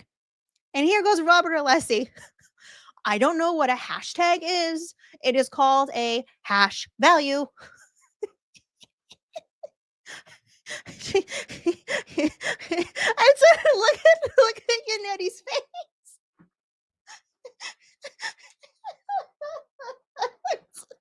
Hold on. Oh God. I'll rewind it again so you guys can hear it again. But look at the pause on Gianetti's face. And then you'll soon see Karen's face right afterwards. Oh, it's so good. Oh, sometimes I miss trial. I don't know what a hashtag is. I've never heard of what was just said as a hashtag. It's a hash value, and it's a very important concept to get right.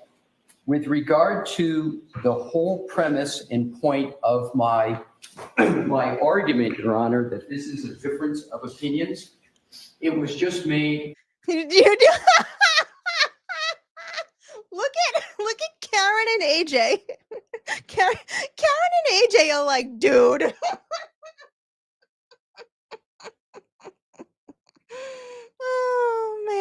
Oh man.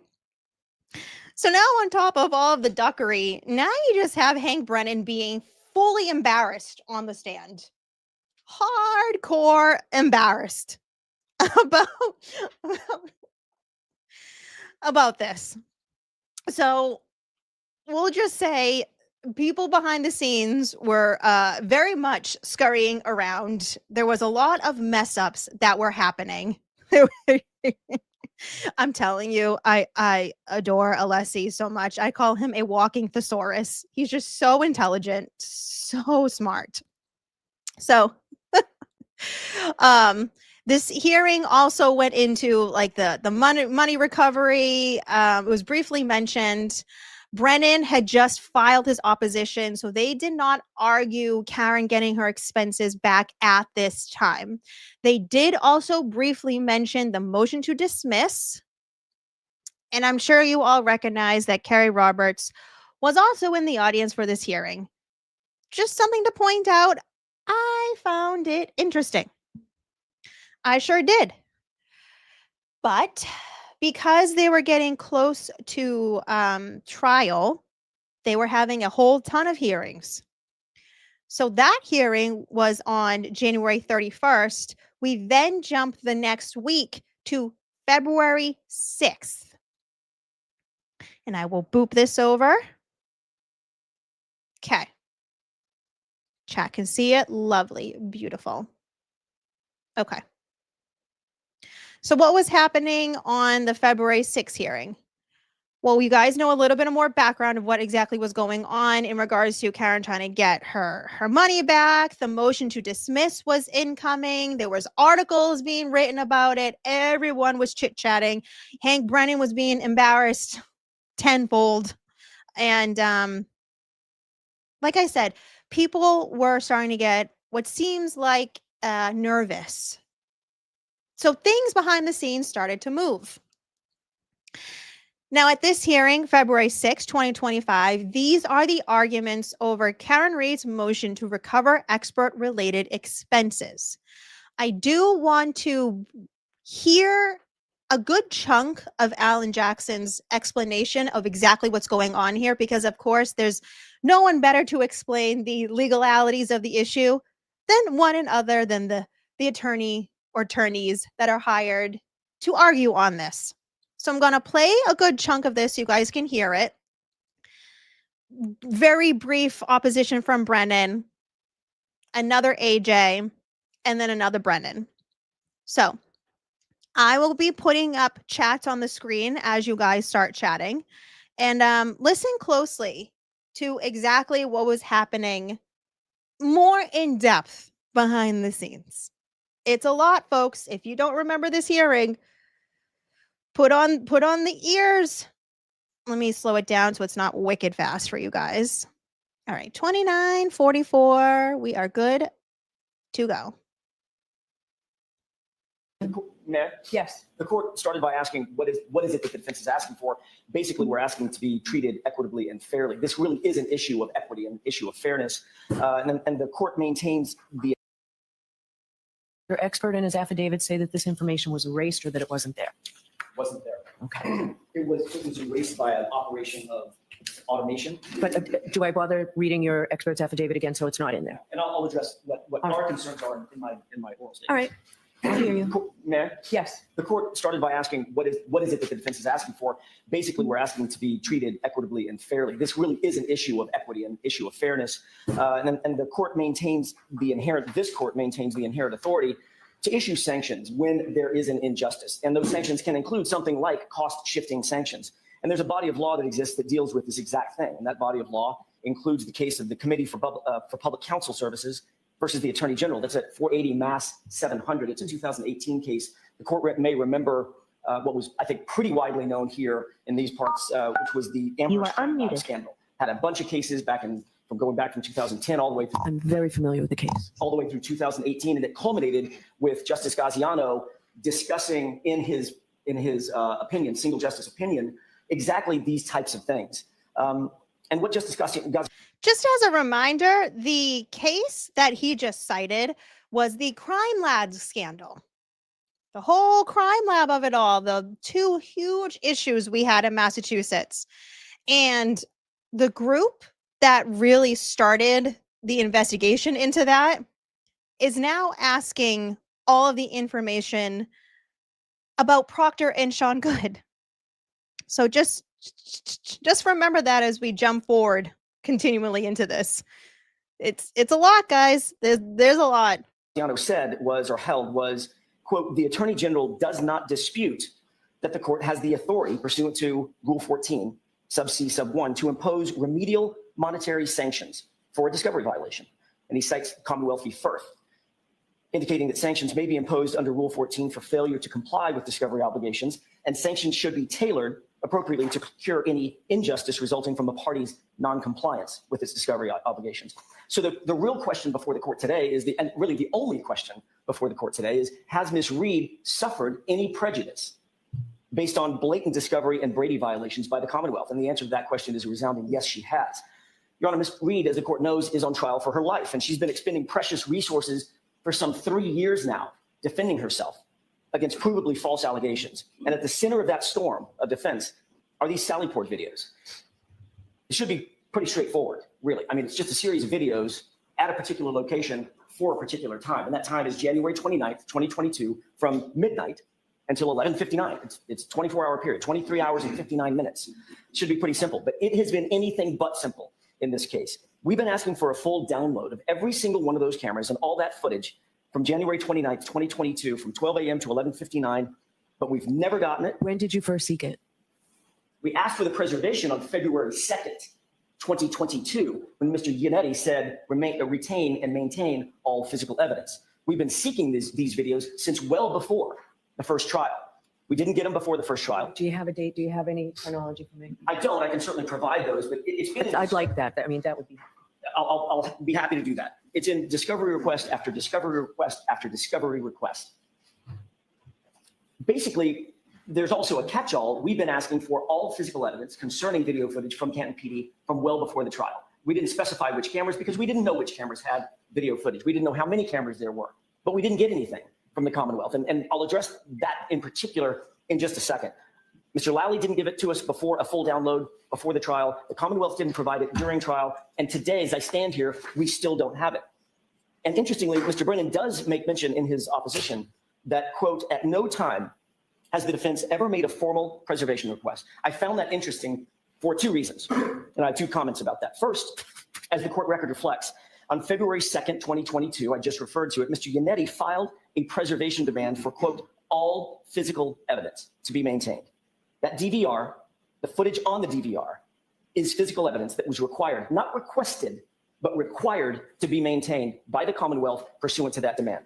But second, and this is probably more important, it wouldn't have mattered if we didn't ask for it to be maintained. It wouldn't have mattered if we didn't ask for it to be preserved. This was a self-executing duty by the Commonwealth. As Justice Gaziano stated in the same case, the Committee for Public Counsel, quote, a prosecutor's core duty is to administer justice fairly. To fulfill that duty, a prosecutor is required to turn over exculpatory evidence to a defendant without regard to its impact on the case. The failure to disclose evidence favorable to an accused that is material, either to guilt or to punishment, is a violation of due process. Litigation strategy plays no role in this process. Under our rules of professional conduct, a prosecutor is required to make timely disclosure to the defense of all evidence or information known to the prosecutor that tends to negate guilt of the accused or mitigate the offense. And he cites Massachusetts Rule of Professional Conduct 3.8, subsection D. The Commonwealth's Brady obligation is self-executing, Your Honor. It wouldn't have mattered one whit if we didn't ask for that footage, but it turns out that, in fact, Mr. Kennedy did ask that it be maintained. And the Commonwealth has still failed to preserve it. What we have gotten, it appears, are scraps and fragments of videos that the Commonwealth has decided on their own, within their own time frame to dole out to us over the course of months and years. And included in that scrap and fragment was a video that was missing 42 minutes. The court is well aware of this video. It was heavily litigated and heavily referenced at the first trial. That's the exact time frame. The missing portion is the exact time frame that the SUV was being pulled into the Sallyport. We got that video on April 4th, just days before the first trial. Keep in mind, it's a video from January 29th, 2022. Another one of those videos was the inverted video that has now seen some fame, that the Commonwealth tried to sell to the jury as a true and correct copy of a video within the Sallyport, and we got that one after the trial started, in the middle of trial. So why were we getting videos from January 29th, 2022, 2.5 years later? And why were some of those videos altered or manipulated and not in their proper format? We still don't have answers to those questions. And literally, while we're asking that question and while we're pondering that question, a couple of days ago, we're getting yet more videos, scraps piecemeal. We got another Sallyport video just a few days ago, this one showing the Lexus backing into the Sallyport from some exterior camera. And that also is exculpatory evidence. Mr. Brennan writes in his opposition that the idea that the defense has been misled or was misled in its efforts to try to go secure that DVR footage is a distortion of the facts with, quote, no legal merit. Really? A distortion of the facts with no legal merit? Where's all this footage coming from, if not the DVR? It's the only place it was held. It's the only place it was captured. So of course we were misled by continually getting these piecemeal snippets of footage from the DVR, from the very source, had to have come from there, coupled with the Commonwealth saying, and Mr. Brennan saying, yeah, come on out, you can have your expert come out, meet us at Canton, we'll provide the DVR, you can have him look at it, he can bring his equipment, download whatever you want from that 24-hour period. So what were we to believe? That it was on the DVR. It had to be. How else were we getting these piecemeal videos? And they've had that DVR for 3 years. They knew exactly what was and what was not on that DVR. They had to have. This has been the center of a storm that surrounded this case from the jump. And to claim otherwise, it's just patently absurd. So Mr. Brennan also wrote in his opposition that Mr. Jackson said, don't touch the DVR, don't mess with it. So I informed Chief Rafferty, tell your staff, don't touch it, don't mess with it, almost suggesting, intimating that it's my fault that we didn't know what was on the DVR. That's absurd also. How am I supposed to know what is or isn't on the Commonwealth's DVR? What I actually said, that was a sort of a liberal interpretation of the facts. What I actually said was, Mr. Brennan, do me a favor, if we're going to come out there, just don't have anybody download it in advance. Let's do it all together when we're all in the same place. That's what I said. And he accommodated that. He said, sure, we'll agree to that. So based on this history of getting these small clips from January 29th, we knew there had to be more footage. So when Mr. Brennan came on board, we made the request to him as well as the requests that we had made to his predecessors. We want all the footage for that 24-hour period. And lo and behold, we started getting more clips, more snippets, more piecemeal bits and bytes from that DVR. And one of them was a clip of Brian Higgins standing out in front of Canton Police Department in the parking lot in the freezing cold at 1:35 in the morning on January 29th on his cell phone. To punctuate the importance of that video footage, recall that this issue was raised at trial. We talked extensively. When I say we, both the Commonwealth and the defense, me in particular, spoke with Mr. Higgins about this issue. It was raised at trial, and Brian Higgins never once, not once, on direct examination or on cross-examination, admitted to having made a phone call in the middle of the night on January 29th. And yet now, after the trial, we get a video of him doing exactly that. So you guys are seeing the importance of everything that's going on here, right? Like it's not just one small minuscule thing. It is major issue after major issue after major issue, specifically with the Canton Police Department Sallyport video footage. So here we are on February 6th, 2025. Karen Reed puts in this motion to get her money back because they sent out an expert to go and retrieve this video footage. You just heard AJ explain all of the behind the scenes communications, everything that went down, all the things that this video footage should have. And then randomly, piece by piece, they're starting to find even more things. Obviously, he just pointed out the Brian Higgins of it all. We, him, all of us, would have never known that Higgins was texting or Google searching or on his cell phone making phone calls at the Canton Police Department at around 1:45 a.m.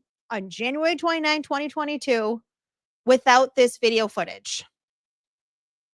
This video footage that Canton had that was not giving up. All of this should have been given up trial one. No, Kev. Here comes Kev. Kev's like, I heard my name. You wrong. Oh, boy. Also at this hearing, Hank Brennan had one of his viral moments where he states he was very angry at all these accusations, by the way. He was very, very mad, very angry. And he states, a lie unchecked becomes the truth. So now I must tell the truth. He was like, I don't want to have to go into details with the communication with Ms. Reed's defense team, but now I have to. Okay, Brennan. But I do want to show you the clip where Brennan makes a claim about this video footage and how it is stored. This happens at 59K.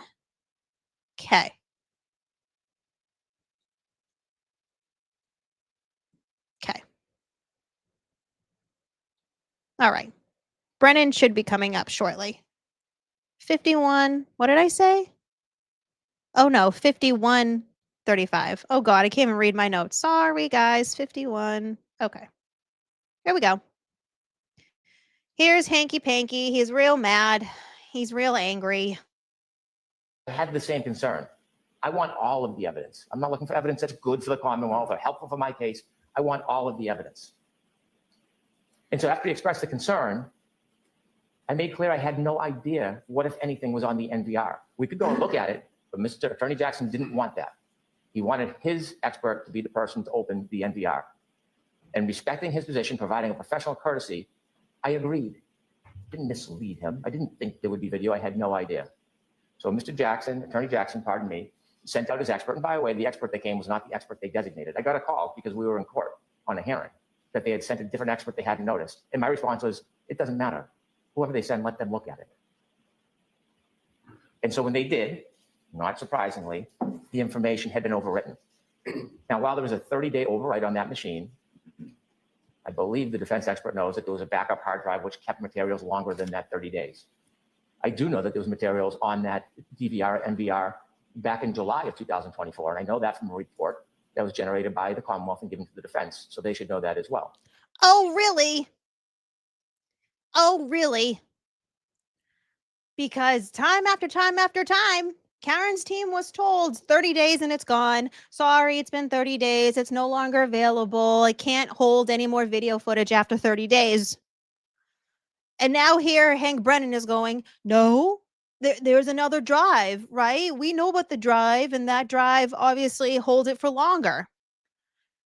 This, quite literally, this is just Hank Brennan throwing crap at the wall to be like, no, we didn't do anything wrong here. Canton Police Department did nothing wrong here. Yeah, Karen literally is like, excuse me. So even Hank is saying at this point in time, oh yeah, it's only 30 days. It's only 30 days. We then have Mr. Alan Jackson come back up, and he explains a little bit more of the conversation with Helena Rafferty. Of course, that is the Canton Police Department's then police chief. Full request by phone call you're talking about? The latest one, right. So my request to come out and have an expert come out and see it. That's not just a courtesy. That's just good lawyering on his part and mine. You want to keep your hands clean, let's do it the transparent way.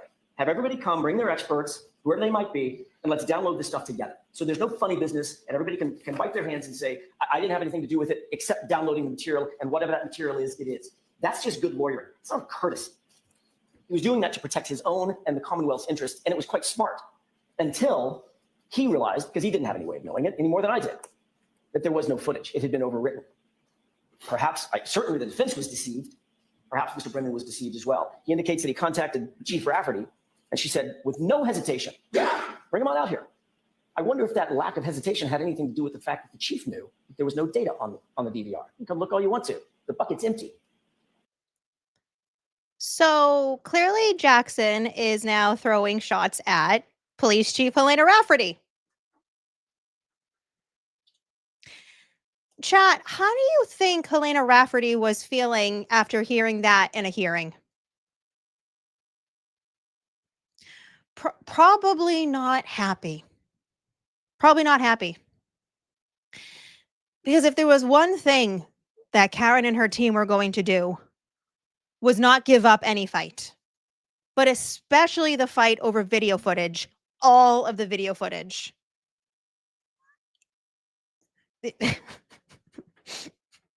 So now you have Alan Jackson not believing Brennan or Helena Rafferty.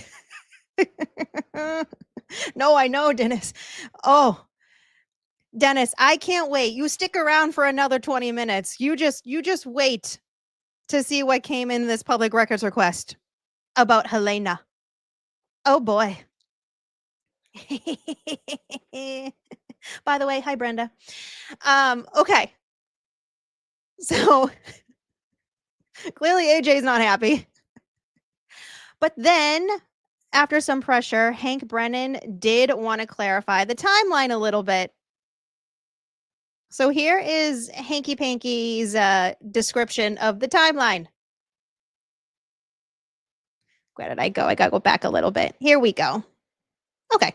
So you don't know for certain whether this information was in fact downloaded onto the hard drive, but you suspect it is based on your conversation with the named gentleman in your affidavit? So there's two different systems. One The named gentleman that they don't want to name is Sgt DiGiampietro.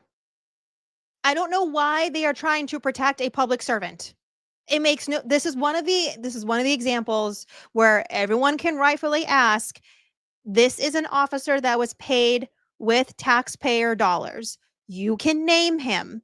If he is the one that supposedly did this funny business, he took the recordings, didn't get the recordings, whatever happened with Sgt. DiGiampietro, you can name him. But for some reason, Canoni did not want to name him.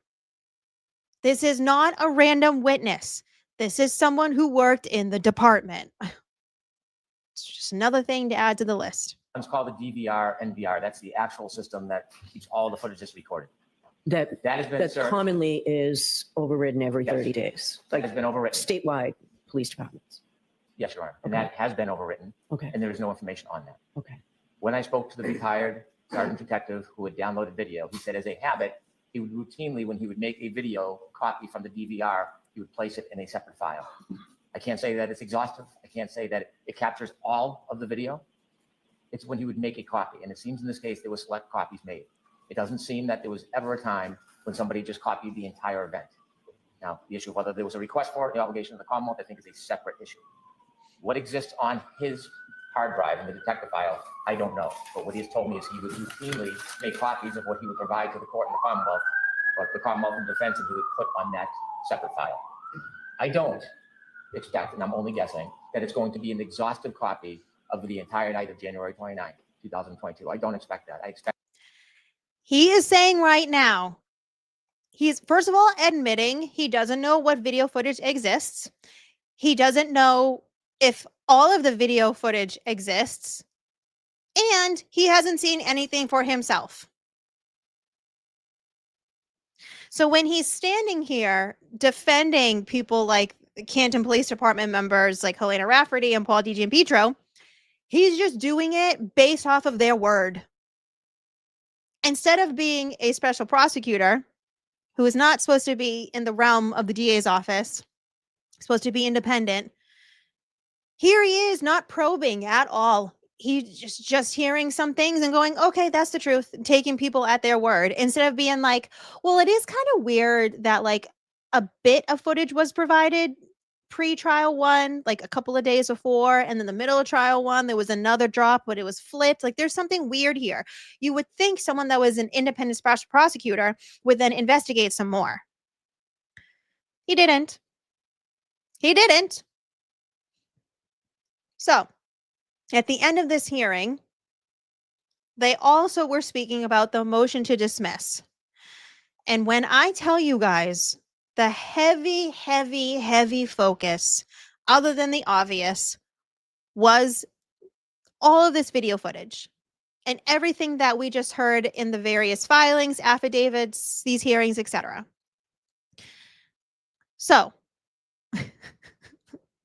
there's some things going on behind the scenes where now people aren't happy. People are getting maybe a little bit nervous. Motion to dismiss, that was going to be due. Beverly Canoni said Karen Reed's team, the original due date was February 20th, 2025. Reminder, this hearing was February 6th. So about 3 weeks' time, her motion to dismiss was supposed to be sent in. And then they were supposed to have a hearing on her motion to dismiss on March 4th, 2025. So a month out from this hearing. With all things Karen Reed, do we think that is what happened? The answer is no.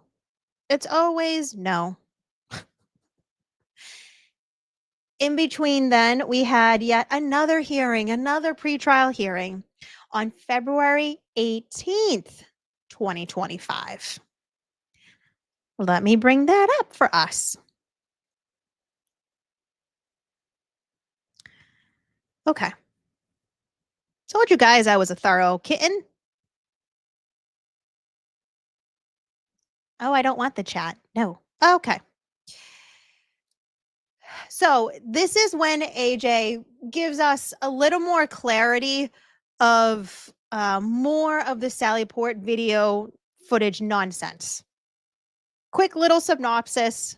Put more dots in the I's and more crosses of the T's in case any of you had any questions, if anything messed up went on behind the We were scenes. told that this was an account of a Oh, no, so sorry. So sorry. Clearly, I was listening to this very fast when I was taking my notes. Sorry, guys. Okay, here we go. It's also kind of loud in my ears. Okay. Oops. iCloud. We were told that this was an account of a retired detective, as explained by Mr. Brennan. We met after court. Mr. Brennan told. This is annoying. 18th. No. This is addressing the defense motion. Rude. Not you, sir. My internet. Okay, when was my timestamp? My time says 4:34. Okay, there we go. Thank you for bearing with me, chat. Appreciate you all. iCloud. We were told that this was an account of a retired detective, as explained by Mr. Brennan. We met after court. Mr. Brennan told us that we did not need, we told Mr. Brennan that we did not need an expert to fly out and go through all the machinations of having someone present. If all the information was a download from some iCloud account, unnamed iCloud account, as long as that was videotaped, we were fine with it. And that was basically the agreement. That was the information that we had at the time. We were predicating that on a conversation that we had with Mr. Brennan in January, I think it was January 22nd. He indicated that he went to Canton PD the same date, and the court will recall December 12th was the date of what I've referred to as sort of the wild goose chase, that we sent an expert out, et cetera. That same afternoon, apparently Mr. Brennan went to the Canton Police Department and found out that there was, in fact, additional video, which was news to us. He claims that it was news to him. And putting aside how odd that is, after 3 years of being told we have everything, he went on to explain in very specific form in a telephone conversation that he had met with a retired detective. At the time, he could not remember the detective's name. He said that the detective believed that he kept a copy of the January 29 video that we were looking for, and that he said that it was on a work computer's iCloud account. Mr. Brennan said that they intended to download it from the iCloud, turn it over, and that's the point at which we said, if you don't mind, just hold on that, because we're litigating ultimately this issue, which was the litigation we had on February 6th. So we had the hearing. The day after court, on the 6th, after we reached this agreement that the iCloud would just be downloaded and videoed, we received an email from Ms. McLaughlin, and that changed the parameters of what we had believed and what we'd been told by Mr. Brennan, and it sounded more like this. The Commonwealth changed the story from some work computer iCloud account to the footage was being stored on what's called the, quote, department's video file system. It's very different than a retired officer's or a retired detective's work computer's iCloud, which is what Mr. Brennan believed at the time and what we were led to believe at the time. So we asked for clarification. Ms. Little sent an email saying, I'm confused. Now you're talking about something that looks like a much more formal system called the department's, the CPD video file system. So we want, that's fine, no problem, download the videos, but we want the metadata and the log files that are associated with that. If it's on a formal file system, it's going to have metadata for the upload, for any access to the data, and for the download. We want the metadata and the log files as well. And that's the key entirely to the audit trail that we're interested in. Historically, we have been asking for videos, for all this video surveillance to be preserved and provided for about 3 years. And this has been one of the centerpieces of this litigation. When we asked for that additional metadata and the log files, Mr. Brennan, in my opinion, took an odd position, which is, nope, We had an agreement. We met right back there in that room. We said that you could videotape the download of the videos. You don't get anything else. If you want anything else, go to court and file a motion, which is why we had to file this motion. We don't think that it was necessary. This is metadata that is literally in the Commonwealth's possession as we speak. They have it. We're entitled to it. It's simple. That's all we're asking for. Mr. Brennan referred to the video files being placed on Canton Police Department detective file, which is yet another name for where this mysterious video may be held. And we said, it's easy to get the metadata. Let's just do a quick forensic image. It'll take less than a day. And all we want is the metadata for the 24-hour period, 23 hours and 59 minutes to be exact. And we don't need to file the motion. The first question I have is, why would the Commonwealth even object to this? It doesn't seem like something that they would want to object to. This is in their possession. They know that they've got it or they've got access to it. Why wouldn't we get it? These videos, again, have been a pain point for this case. These videos have been a pain point for this case for time immemorial, since the beginning of the case. We've been demanding that footage from 2022, January 29th, 2022. We were told explicitly on December 12th that no footage existed when we went out and had an expert look at the DVR. Their analyst actually called Mr. Brennan when our expert, who was on the floor at Canton PD, asked, are there any original files that are in the possession of Canton PD? The analyst went, I think her name was Coleen Crawford. It was Coleen Crawford. She went and called Mr. Brennan, according to our analyst. Mr. Brennan then informed Ms. Crawford to tell our expert, get it from the defense. If you want original files, get it from the defense, knowing full well that we don't have it. If we had it, we wouldn't be there. And then it was that same day that miraculously the Canton Police Department revealed that, in fact, it did have some video footage on this either iCloud or video system. Shocking. Shocking. Wow, when you finally had someone in the department asking for the video footage and probing a little bit more, then all of a sudden, now they have more information. Now there's more video footage. Wow. Wow. Isn't that interesting? Now, here's the deal.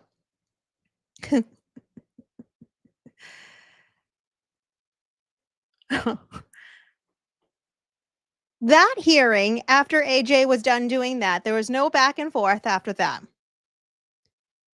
Then all of a sudden became the shish kebab of it all, of the ARCA discussion and arguments, and Hank Brennan misrepresenting a payment to ARCA, which then Beverly Cannoni stated that she had grave concerns over, refused to hear any more arguments, and shut down the hearing abruptly. That was the grave concerns of it all. So now, in Cannoni's mind, she seemed like she wasn't fully believing the whole Karen Reed defense expert wanting money of it all. You could tell she fully didn't even want to rule on it. It almost seemed like she didn't want to hear the arguments, to be completely honest, which was, common for the way that she was going about some of these Karen Reed hearings. But then on top of it, you have Hank Brennan misrepresenting what went on in regards to ARCA asking for payments for flights to be able to go and do trial one, which then Hank Brennan made Cannoni go into a tizzy over. It was a mess. And there's more, because I'm about to drop another little bomb. Let me take a breath away for a second so I can say thank you to some friends. I told you guys there's a lot. Very, very well prepared and studied for this one. Thank you, Christian Harris. A GO trophy. There's a legit GO trophy. Oh my God, that's amazing. I know Grant must love that. VMCYK, great stream. Thank you. Thank you for being here. Thank you. Thank you. We're almost done. We've got some important parts coming up, which if you follow me on Twitter, I was previewing some of these drops. So stay tuned. Okay, who else can I say thank you to? Mopey, Massachusetts. Ain't that the truth? Here's two women of intelligence and integrity in these cases on screen and in the chat. Yes. I love that. I love that so much. Cheers, ladies. Thank you for being here. Meditating honey badger. That's adorable. And you also have a very cute dog. Is that like a little golden doodle or something? So cute. Thank you for becoming a member. I appreciate you. Smash Burr, Uncle Alert. Thank you, thank you, thank you, thank you. Kiki says, ugh, mower died. So now walking my 3 doggies. You have 3 dogs? Holy moly, that's a lot. I thought 2 was a lot. While listening here on the INOH line. And then she asked chat, where's everyone watching from? Thanks for all you do, Boozey. Thank you, Kiki. Thank you, thank you, thank you. I got a gold coin from Cuddly But Violent. Oh my God, you. But is that about your dog? Cuddly But Violent. Cuddly But Violent, right? The cute little chocolate lab. Is it Cher I Am? Would love Cher over here. Became a YouTube member. Thank you so much. Hope you enjoy the emojis. And Beth Bay State mainly sent a flow state, and I love that hand heart photo. Okay. So where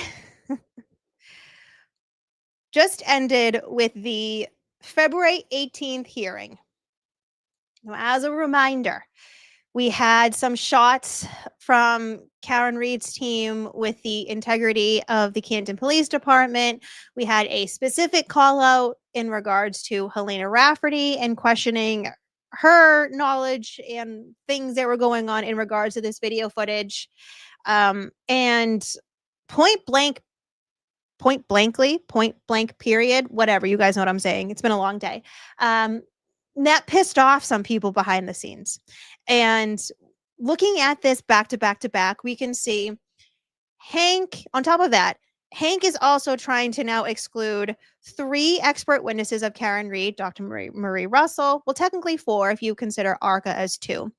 So Dr. Marie Russell, the dog bite expert, ARCA, who were the 2 PhD accident reconstructionists, as well as her cell phone expert, Richard Green. How do you think certain individuals were feeling? Not happy. They were trying to do anything possible, it seemed like, to try to ruin this second trial for Karen. Guess who that also included? If you're thinking a friend of one of the witnesses, you're right. If you think a friend of one of the witnesses who seemingly what looked like was trying to get another one of the, we should say, favorite witnesses from trial 1 to be impeached on the stand, you're right. That is also in this new public records request documentation drop that we got on Friday. Let's go over it. La la la la la la la la la la la. Oops, that's not what I wanted to do. I want share screen. Oh, is it not gonna load? Hang on 1 second, my friends. If you want to put in some guesses of which witness they were trying to discredit, feel free, chat, to add them in. Let me see.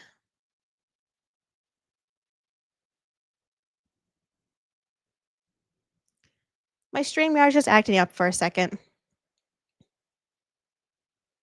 Okay, let me try this one more time. Can you guys see it? Oh, yes, here we go. Okay.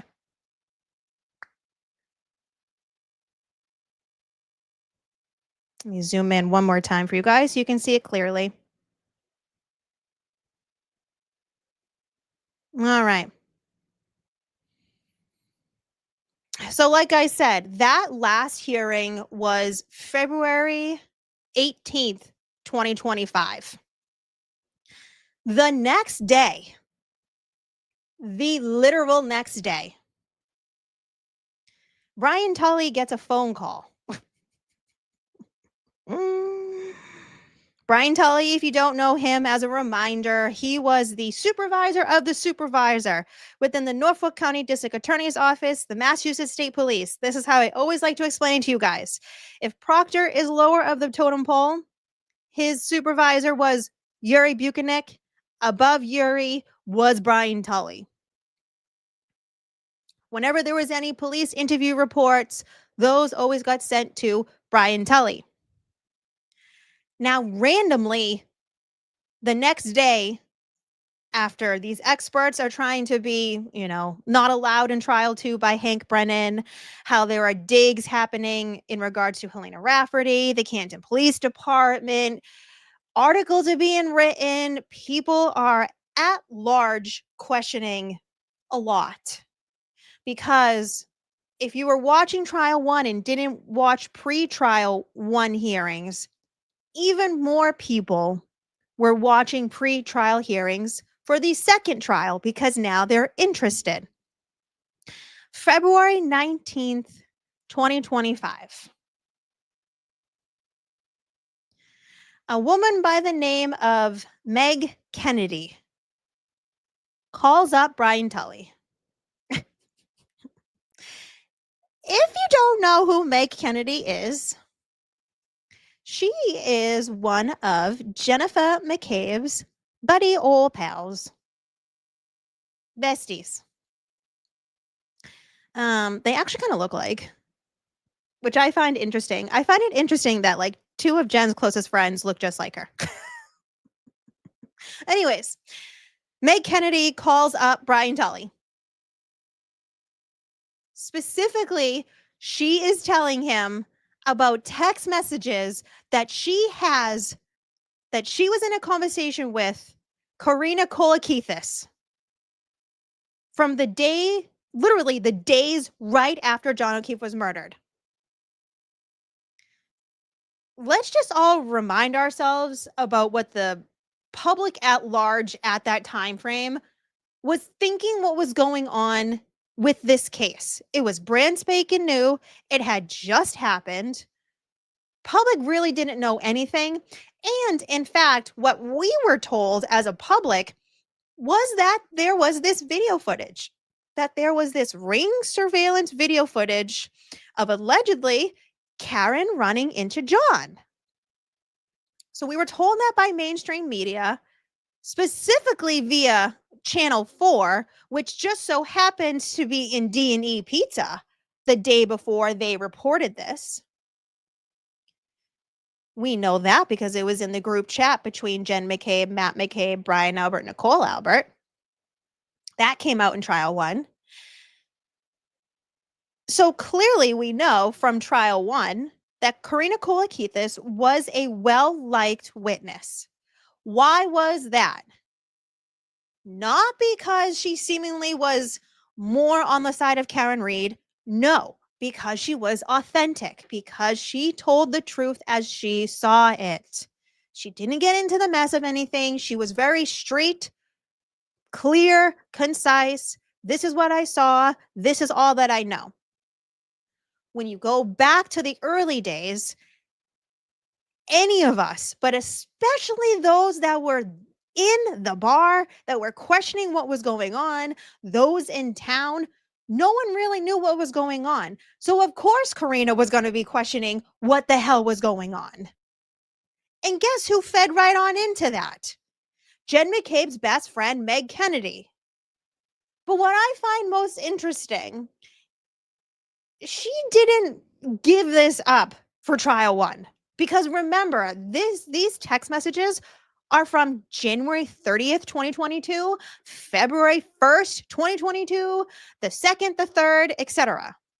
It's a very short, selective group of text messages that Meg seemingly held on to until she finally gave them up to Brian Tully on February 19th, 2025. Reasonably, you can question, why the hell would you hold on to these messages? If you think they are that important to the case, why wouldn't you give them up for trial 1? If you know Karina's going to be a witness, why would you hold on to them? That makes no sense. Goya literally made no sense.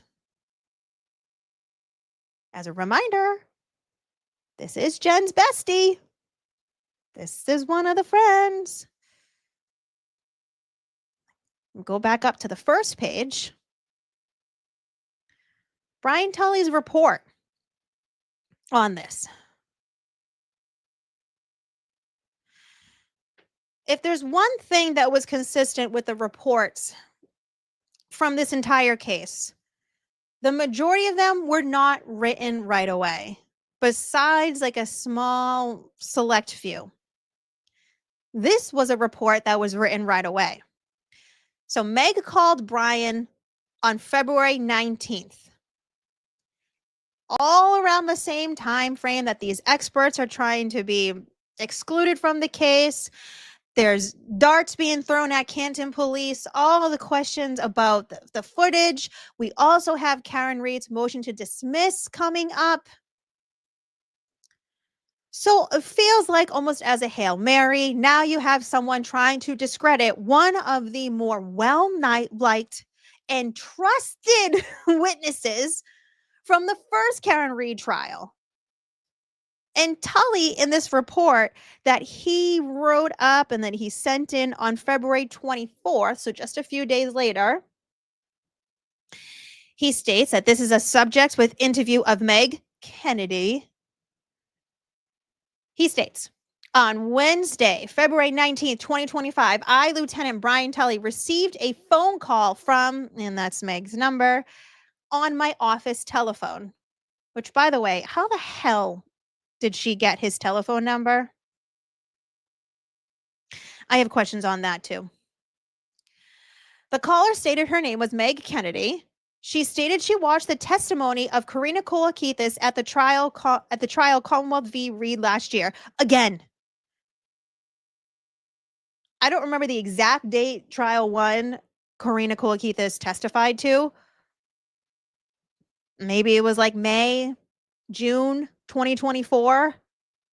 You then wait that long even further to call up Brian Tully directly. Meg stated she was friends with Karina Kolokithas in 2022. She was friends with Karina in 2022. From that one sentence, we can allude that in 2025, when she's calling Brian Tully, they are no longer friends. That's interesting. She stated she has text messages between her and Karina that contradict Karina's testimony during the trial. The text messages are from the week following John's death. On the same date, I received an email from Meg with 22 screenshots of text messages. See attached. Huh? Oh, here we go. I love my chat. So now she's just a mean girl. Got it.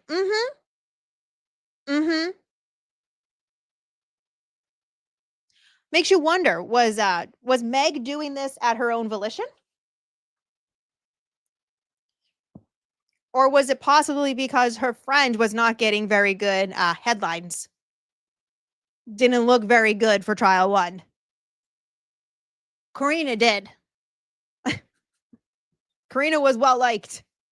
And I think that got under some people's skins. And it seems like it may have, my speculation, got underneath Meg Kennedy's skin. Why else would you hold on to text messages for that long to then use as a friggin' weapon?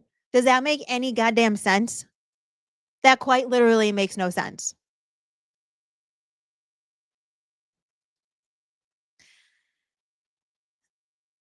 Just to fast forward a little bit too, just so I don't forget, I do want to make sure I show you guys this. Just to put a little pin. So obviously we know trial 2, Karina Kolokithas was called to testify. Guess who showed up? Huh. Boozey, who's that? Well, that's Meg Kennedy. Gee golly whiz. Gee golly. So on February 19th, she calls up Brian Tully. Hey, I have these messages. Karina's not being honest. I don't think Karina's going to be honest on the stand. So here's the text messages from how she really felt. Or maybe she framed it as, this is how she really feels. Like I said, the public at large in the early stages, early stages, that first couple of weeks, we all thought, because media was telling us that there was video footage of this alleged accident. So of course the general at large is going to think maybe it was just a drunken accident, because that is what we were told. You're telling us there's hardcore evidence like video. Well, then there's no really going around it. So Karina, thinking at that point in time, well, shit, maybe this actually really did happen. Shit. Like, I don't get it. It just doesn't make any sense. That would be a normal human reaction. Because remember, the Kolokithases did not go to 34 Fairview. They were at the Waterfall Bar, and then they went home. That's it. So the only people that they could listen to, obviously, would be Jen. And then on top of it, you have Meg Kennedy, who is close with Jen, speaking also to Karina. It kind of makes you think, were they hoping that the Kolokithases, specifically Karina, was going to fall in line the way Carrie Roberts did? That's just a little question I have in the back of my mind. So, of course, now you have her giving up these text messages that she held on to for some odd years. And then it's the day that Karina's being called up for trial too. Meg Kennedy, knowing that she sent in these messages, all of a sudden gets invited to sit in court with the O'Keefes, where they only had a max of 10 people. We all remember how small those tiny little benches are. The courtroom's tiny. It's hot and stuffy. And now Meg Kennedy's one of the people that's allowed to sit there? Huh. Interesting.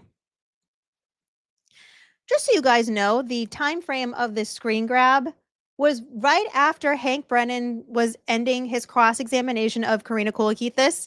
There was no other questioning, and she was able to get off the stand. Do you think Hank Brennan used those text messages at all? La la la la la la la. Nope. No, he didn't. He didn't. And this is Meg Kennedy's face after Hank Brennan was done cross-examining and Karina was able to leave the bench. They called a sidebar, and this was Meg Kennedy's face.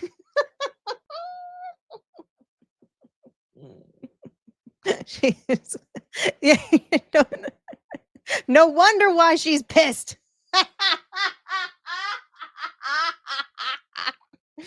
Oh, shit.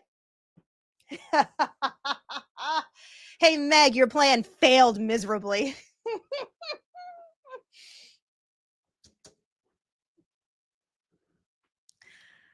And just a reminder, there's obviously some, when it comes to what we all know, just very flash forwarding to the present day, we know there's a ton of lawsuits. Specifically, we know there are depositions that are happening in the civil cases.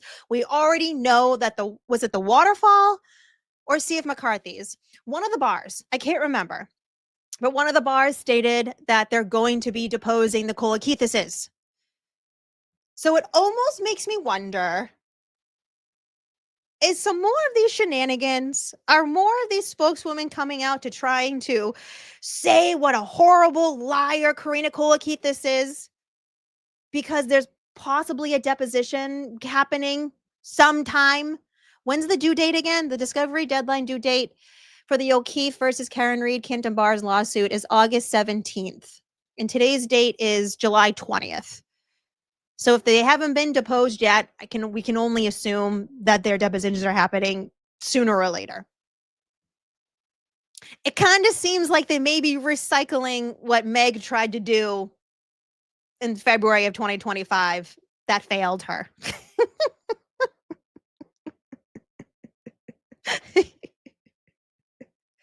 But also too, like when you sit down for a deposition and like, what are they going to do? Try to impeach her? They're going to be like, hey, so here's the deal. They're going to be like this. I can picture, because let me think. So if it's the bars that wanted to pull in the Kolokithases, they probably just want him to be like, if we're thinking of the the claims that are against the bars, it's for Karen Reed's drinking and driving. How much was she served? Was she hammered? Yada, yada, yada. So assuming that is where the bars are going to be coming from. So having the Kolokithas there as like, more of like in defense of the bars, get more clarity of how Karen was acting, how many drinks she drank in front of them, how her speech was, if she was slurring, all the things. And I can just picture the O'Keefe's attorneys. Think of like Attorney Diller. Well, and he pulls up the text messages between Karina and Meg Kennedy. On January 30th, 2022, you said, how could Karen do this or something like that, right? You said this about Karen Reed. But then when you testified for trial 1 and trial 2, you said this about Karen Reed, the opposite. Which one is the truth? Two things can be the truth. Just because right after the death, she was thinking one way, and then 2.5-ish years later, she's then thinking differently, because guess what? There's been time, there's been evidence, there's been court filings, and also to top it off, we learned as a public that there was no video footage. We also need to remember that the Kolokithases are in town too, so they are familiar with even more people that we aren't familiar with. So God only knows what else is going on in town that I don't want to know about. I don't fucking want to know about.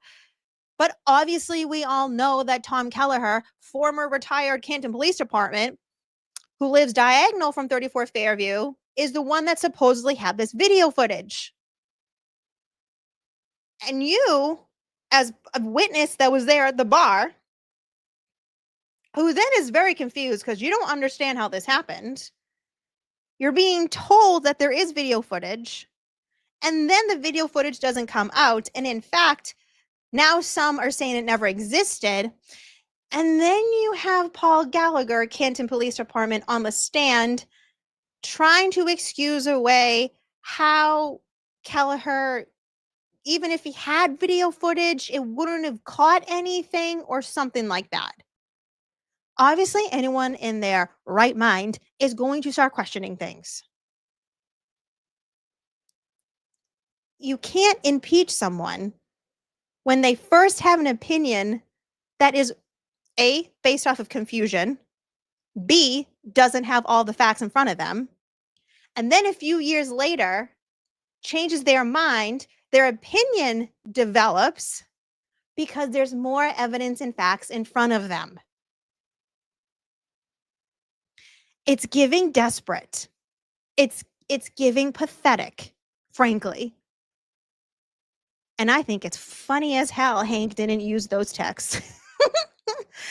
I think I also need to remind you, because I saw some of you guys in chat that were briefly, oh boy, that's big. This one? Okay. I just want to give you a brief reminder of who Meg Kennedy is. So as you can see via this screenshot, this was a screenshot to one of Sandra Birchmore's friends. where Meg Kennedy confirms, I was Sandra's school adjustment counselor and spent time with her daily throughout her high school career. Also, more recent news that phone extraction of the cloud, Michael Proctor, you know how he said his phone was on 30-day auto delete, and then they extracted it and they got 13 years in the cloud data, and then they found all of these group chats. Guess whose husband is in said phone extraction?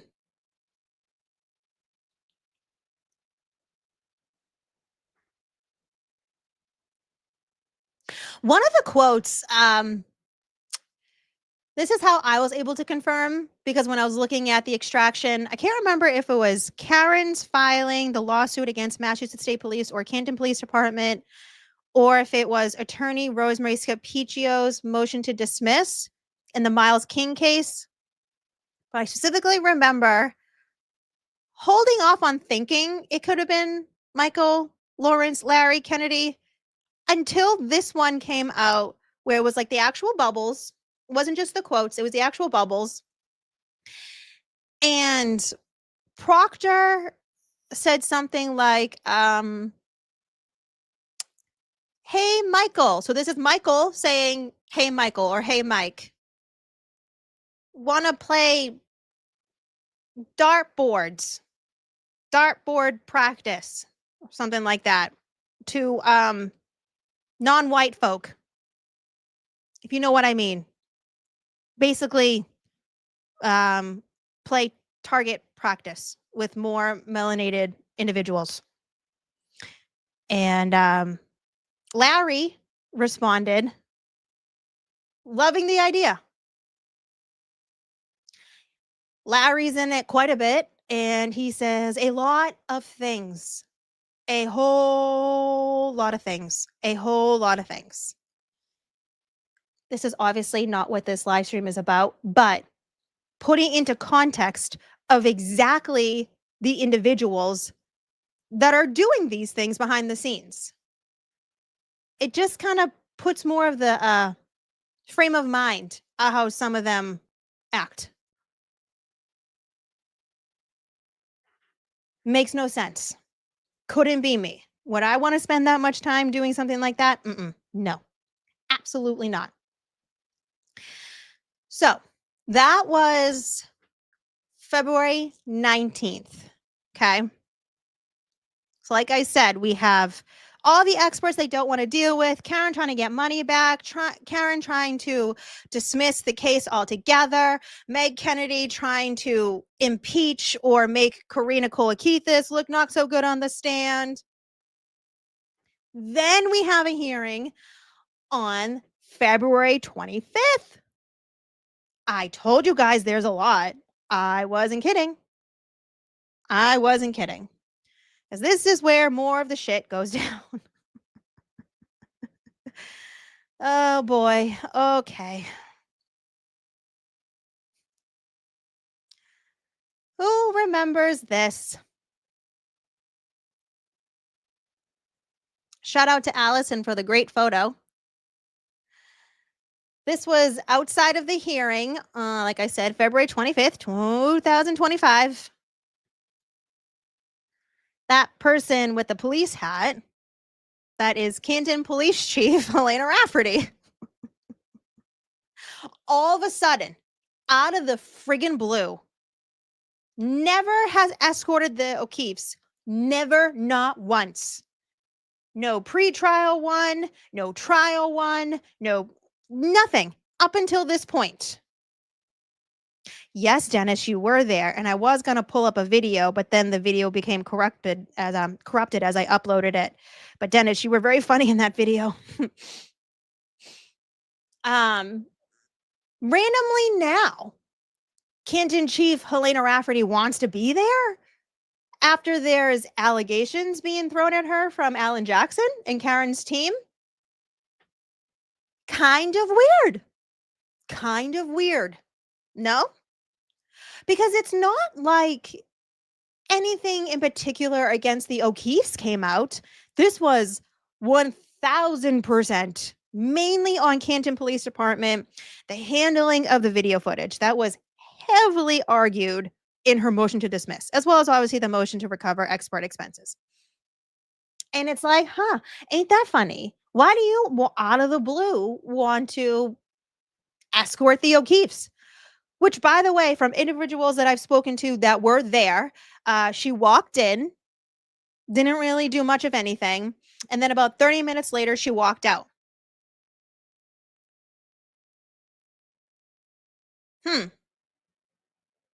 A little interesting, considering what was happening at the February 25th, 2025 hearing,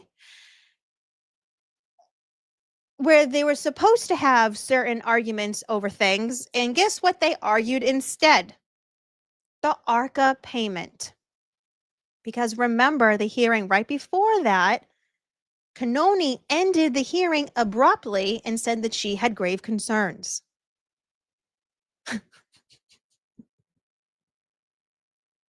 You know what else was supposed to happen at this hearing that didn't happen? Hank Brennan was supposed to go on his diatribe and throw in the fact that federal investigators had closed the investigation. That was supposed to be at this hearing.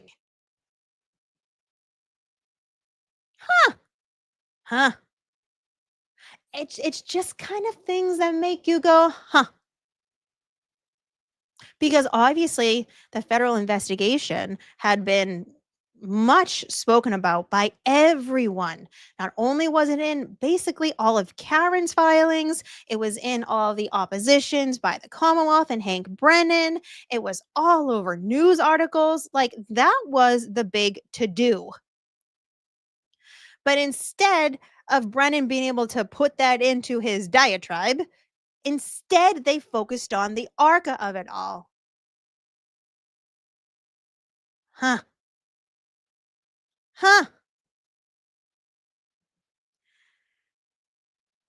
But then comes Karen Reed's motion to dismiss. That was filed literally the next day. Literally the next day. So that happened on the 26th of... Okay, let me see. Let me exit out of that. Sorry, here comes all of my things. Okay, defendant Karen Reed's motion to dismiss for extraordinary governmental... I'll share my screen for you guys. Okay, I think it's this one. StreamYard's acting up, so if I'm a little bit slow, I apologize. Okay, perfect. So I'm not going over all of this because it's a lot. I did highlight some relevant information and facts that help us understand more about what's going on at this time frame. So, like I said, this was filed on February 26th. This was right after the hearing where Helena Rafferty, Canton Police Chief, decided to walk in the O'Keefes randomly. And by the way, these redactions are a little ridiculous. They're talking about the jury members that then spoke to Karen Reed's team afterwards. We all remember that. There were several jury members from Trial 1 that spoke out. They ended up contacting Karen Reed's team. There was quite a few of them. Do they say in this footnote how many? 5 deliberating jurors came forward. 5. So that was another reason why they were filing this motion to dismiss. So in particular, exactly what we are talking about with the Canton Police Department Sallyport video footage, the court is aware of the critical importance of the video surveillance footage from the Canton Police Department on January 29, 2022. The Commonwealth has produced dribs and drabs dribs and drabs of various clips of video surveillance obtained from the Canton Police Department's Exact-Q Vision DVR system from January 29, 2022, without any accompanying reports, evidence logs, or other documentation regarding the recovery and chain of custody of this evidence on at least 4 separate occasions. This is the important date because Hank Brennan kept saying that there was no evidence that David Yannetti ever filed any kind of what's the word? They call it defendant's emergency motion for preservation of evidence. Hank was just saying in layman's terms, they didn't file anything to save the video. He kept trying to say video when clearly when you see preservation of evidence, doesn't evidence include video? Which David Yannetti filed this on February 2nd, 2022. So Brennan was just basically playing semantics at that point. Well, you didn't ask for the actual video footage. You just said evidence. Oh, Lord. So they did not get any video footage until April 4th, 2024. Par for the course for the Commonwealth of Massachusetts, specifically Norfolk County. On April 4th, 2024, on the eve of the first trial in this matter, the Commonwealth for the first time disclosed woefully incomplete Canton Police Department video footage, which consisted of video from the CPD main driveway and CPD Sallyport front wall cameras from January 29, 2022. The main driveway video footage was the tow truck coming in. It was a very short clip. I'm sure you all know what I'm talking about. Where the tow truck comes in first. Is that right? I can't remember. Remember, Berkey was at the end in his cruiser.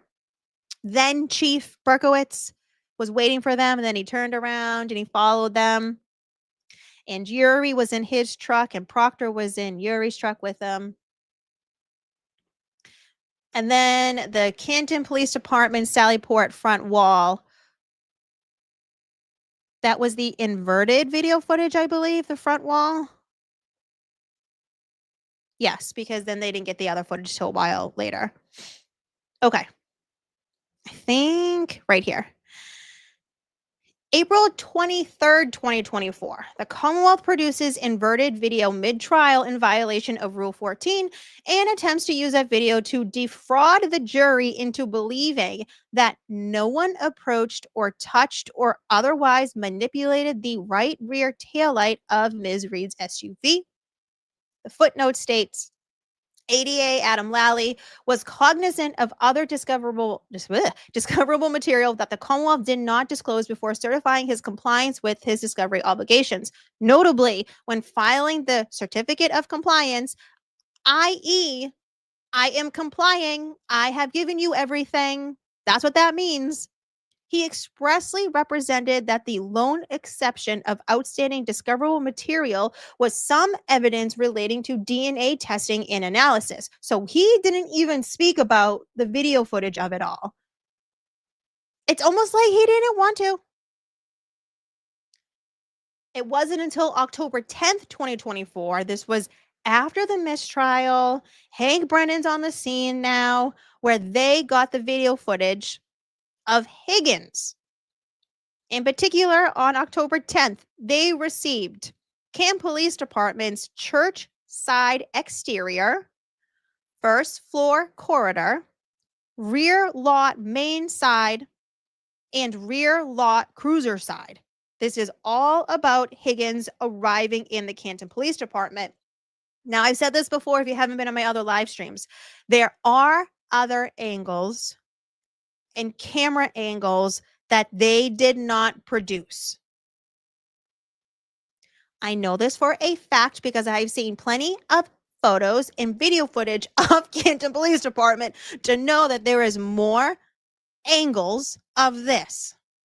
Specifically, as an example, just from this filing, we know that there is video footage of Karen's SUV being towed into the lot. Why don't we have that angle of Higgins pulling in? For those of you who think maybe it doesn't matter, maybe it does though. How are we supposed to know which way Higgins came from if he went a different way after leaving 34 Fairview Road? Possibly, maybe someone was also with him in another vehicle. All of this speculation, though, could have been completely cleared up had they produced everything. But instead, they chose to piecemeal it. That is the problem. That is the reason why so many of us have issues with this video footage. I mean, for a multitude of other reasons, but because they couldn't just give it all. That's the problem, the withholding of it. And then obviously the Commonwealth failed to preserve video surveillance from January 29, 2022 in violation of a court order in Brady.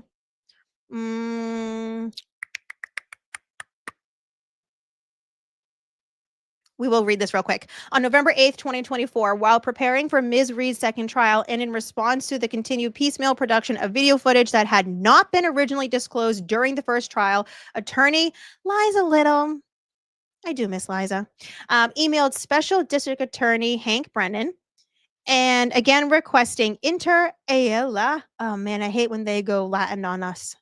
It's been a long time since I've taken Latin. All raw video footage from Canton Police Department. So here is Attorney Little once again asking for the video footage, which shall include but is not limited to all cameras capturing the interior of the Canton Police Department and or the exterior of the Canton Police Department, including all parking areas, exits, and entrances and garages between January 29, 2022 at 12 a.m. and January 29, 2022 at 11:59 p.m. Exactly. Did they give it to them? No. On November 25th, 2024, ADA Brennan indicated via email that he would request that CPD provide all requested footage.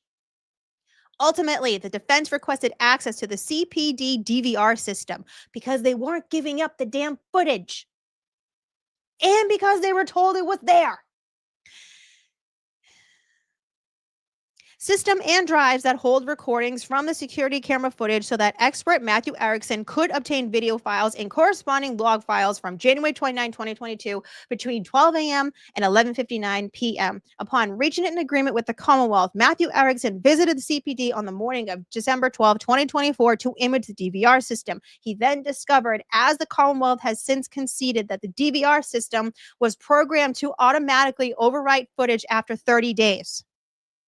So this is also what they told Erickson. You have Hank Brennan saying it in court, and also those within CPD telling Erickson, Karen's defense expert.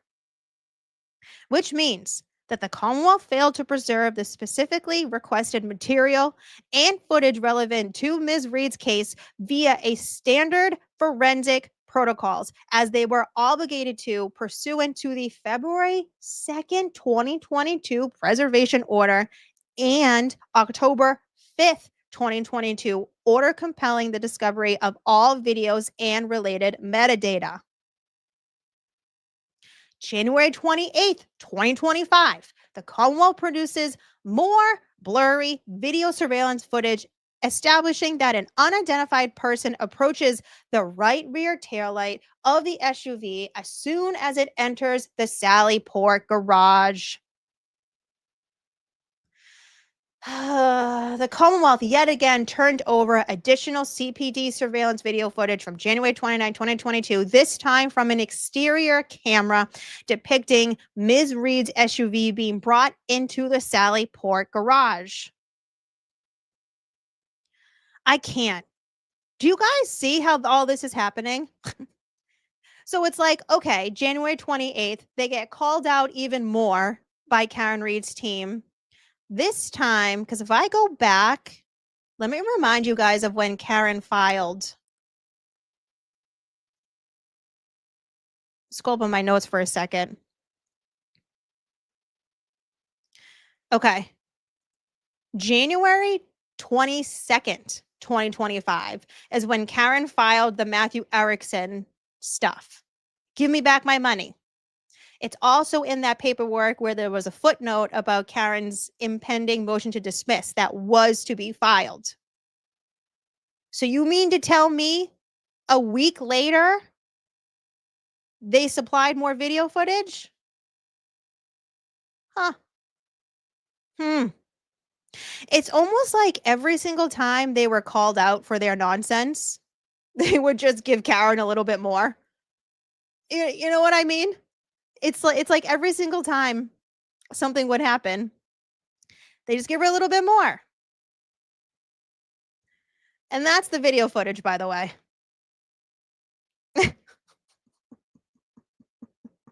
That one. I freaking can't. I freaking can't. I can't. We're almost done, chat. I got I got something coming up real soon. Oh boy. Before I get to the bomb, let me say thank you to a couple of friends.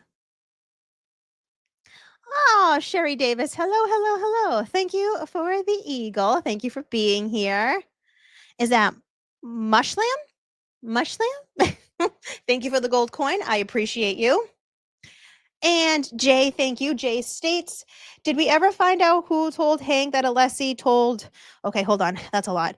Did we ever find out who told Hank that Alessi told Dr. Russell to ask for the transcript if she's unsure of an answer?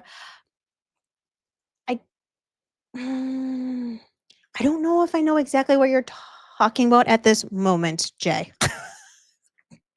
My brain's a little cooked from all the research I've done. Lissy told her to ask her the transcript if she's unsure of an answer. I don't. Chat, if you know the answer to that, help Jay out, because I don't. I'm so sorry, Jay. I wish I could help you with that. I wish my brain was on that path right now. Thank you, Janet, for the silver star. Thank you. And Judy, thank you. She says, I think if Karina wasn't at the bar, all the Haas defendants would have said Karen Reed was bombed. She almost rooted for them. Yeah, but if you remember, I actually put together a video of all of their statements during trial of how they thought Karen Reed was looking. Not one of them said that she was drunk or hammered or stumbling or anything. Not one of them. Isn't that funny? And thank you, special KML, for the flower. We got Mopey, Massachusetts again. Thank you so much. I am curious if Meg Kennedy is also friends with Fanning, or do I even need to ask? I have no idea. I don't even like to mention the F word. And if I do, I say fucker Fanning. Music to my soul. Thank you so much. Why did I expect, instead of Brennan being able to put that in his diatribe, to end with in his diary instead?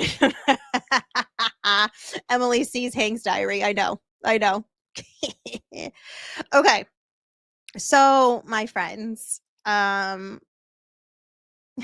with all of this going on, and clearly there are people chasing their tails behind the scenes, but specifically Canton Police Department, because we also need to remember at this time frame, there's also an audit going on too.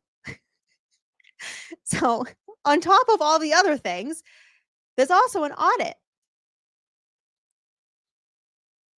And via this public records request, we have this report that we've never seen before. Let me pull it up. Okay, let me see. Which one did I have it under? All right. I hope you all are ready. I saw this and I started raging. Oh boy. Oh boy.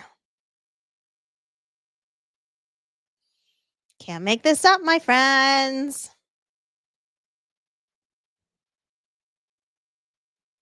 I am so sorry to any of the Canton taxpayers that had to fund this bullshit. This is actually bullshit. So, February 27th. This was literally the day after Karen Reed filed her motion to dismiss. The day after. The day after. So, as a reminder, the dates right before this, the important dates you need to remember. They're obviously doing all of the arguments about ARCA, Richard Green, Dr. Marie Russell. Karen trying to get her money back for the Canton Police Department expert, Matthew Erickson. Then, on February 19th, Meg Kennedy calls Tully, trying to do whatever she thought was going to work for witness Karina Kolokithas. Then, at the February 25th hearing, a few days after Meg calls Brian Tully, Helena Rafferty, Canton Police Chief, walks in the O'Keefe's randomly. Then the next day, on the 26th, Karen Reed files her motion to dismiss. Do you see what I mean? That fuckery was afoot. You guys are starting to see it now, right? Once you put these pieces together, you can't unsee it. Now, randomly, the day after that, on the 27th, Chief Helena Rafferty tells Paul DiGiampietro, who is retired, to file something, write a report about the video footage. Sir, why wouldn't you do this right away? Why are you waiting until some shit goes down? Why? Oh, that's right, because you're desperate. Because now shit is getting hot. Well, that's what happens when you are a bunch of fucks. I'm sorry, but this is ridiculous. This is absolutely fucking ridiculous. Reading this together. To Chief Helena Rafferty from Sergeant Paul J. DiGiampietro, retired. The date is February 27, 2025. And no, my Twitter friends, this is not about OF as in OF. This is just about the Canton Police Department Sallyport video footage, where he writes it as a note, kind of like a love letter to Helena Rafferty. It's not even like an official report. This is not how a report is supposed to be written. It's a letter. Oh boy.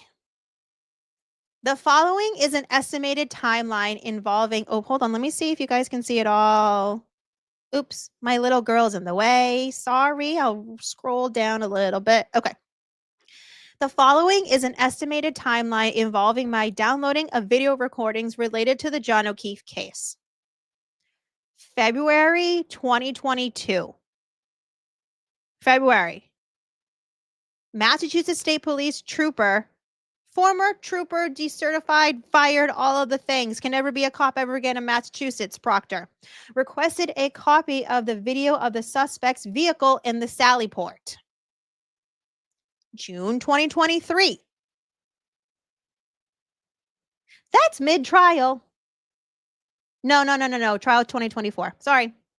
My brain went off to a tangent. Okay. June 2023. Year and a half later, Proctor requested a video of the suspect's vehicle being brought into the Sallyport, specifically the outside camera footage. I believe this may also have been the approximate time that I downloaded video recordings that covered the entire time frame that the suspect's vehicle was held at the Canton Police Station. Due to the large size of the files at times, I had to break it down into 6-hour blocks for ease of exporting. Break this down for a second. He says, I believe this may have been the time that I downloaded the video recordings. That is June 2023. Friends, I mentioned this earlier about Hank Brennan in one of the hearings.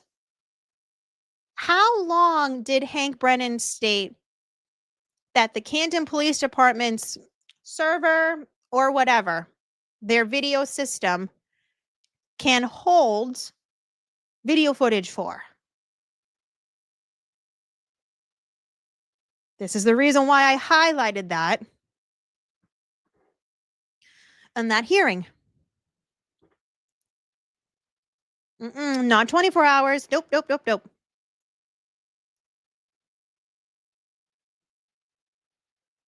There we go. Sean got it. 30 days. Hank Brennan in court literally stated only 30 days.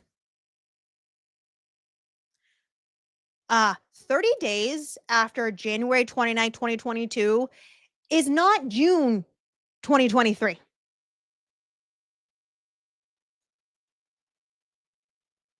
So that's one thing.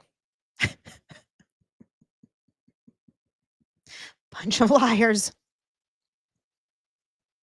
But then obviously this is where we learn that he broke it down into 6 hours blocks of ease. Does he even say where he put it? I downloaded video recordings that covered the entire time frame from the suspect's vehicle. So he doesn't say where he put them. Cool. Thanks, Paul. He goes on. April 2024. I downloaded Sallyport video of the suspect's vehicle from the quote unquote inverted camera. They're really sticking to it, aren't they? I'm pretty sure April 2024 is not 30 days after January 29th, 2022. Makes you wonder if they are still downloading video footage in April of 2024, how long the system actually holds on to this video footage. I have the answer. Don't worry. We're almost there. Then in the spring of 2024, he doesn't say anything. And notice how none of these have the exact dates. Then in the spring of 2024, while the trial was being held, I downloaded some video recordings that you and I, so that's Helena Rafferty, that Rafferty and I believed may be needed to refute claims being made by the defense.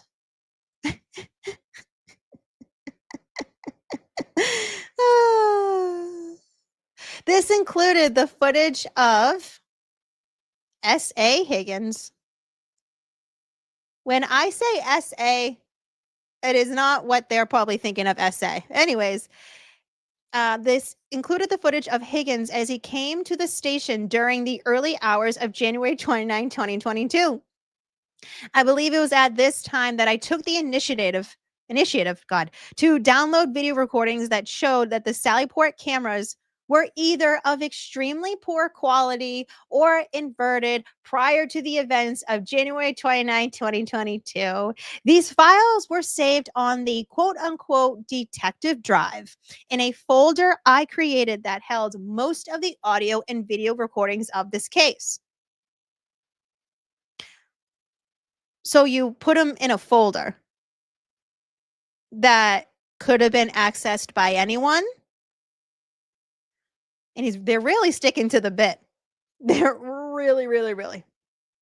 I told you guys earlier that ExacuVision, you can literally hit a button on that program and it inverts the video footage.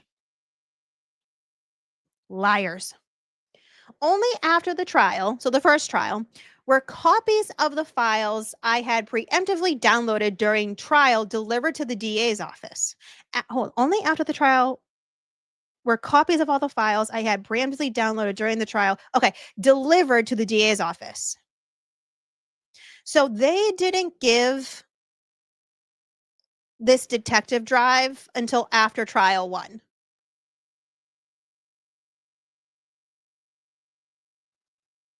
Of the murder weapon.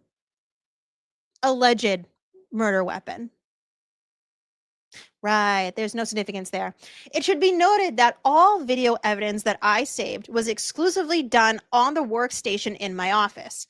If a copy of any file was disseminated, it was either via a CD or USB stick. At no time did I ever download any files to my own personal computer or storage device of any kind. Any file that was ever given out was either given to you, Rafferty, the DA's office, or the Massachusetts State Police. It should further be noted that the above information is to the best of my recollection. I retired on October 12th, 2024, and some of these events occurred almost 3 years prior. Well, here's the deal, my guy. Had you done a report right away and then supplemental reports, this wouldn't have been an issue. If you had just given the video footage right away, none of this would have been an issue. Because if you're saying February 2022, Proctor got some video footage, that should have been given to the DA's office, no? And then in discovery, because they have rules, that would have been given to Karen's team. How about in June 2023 when you supplied even more video footage? That was before trial 1. How about in April of 2024? We don't know the exact date, but we can assume it was either right before the trial or the very early stages of the trial. So you had 1, 2, 3 opportunities to give up footage and didn't. And by the way, guys, remember, this is Canton PD.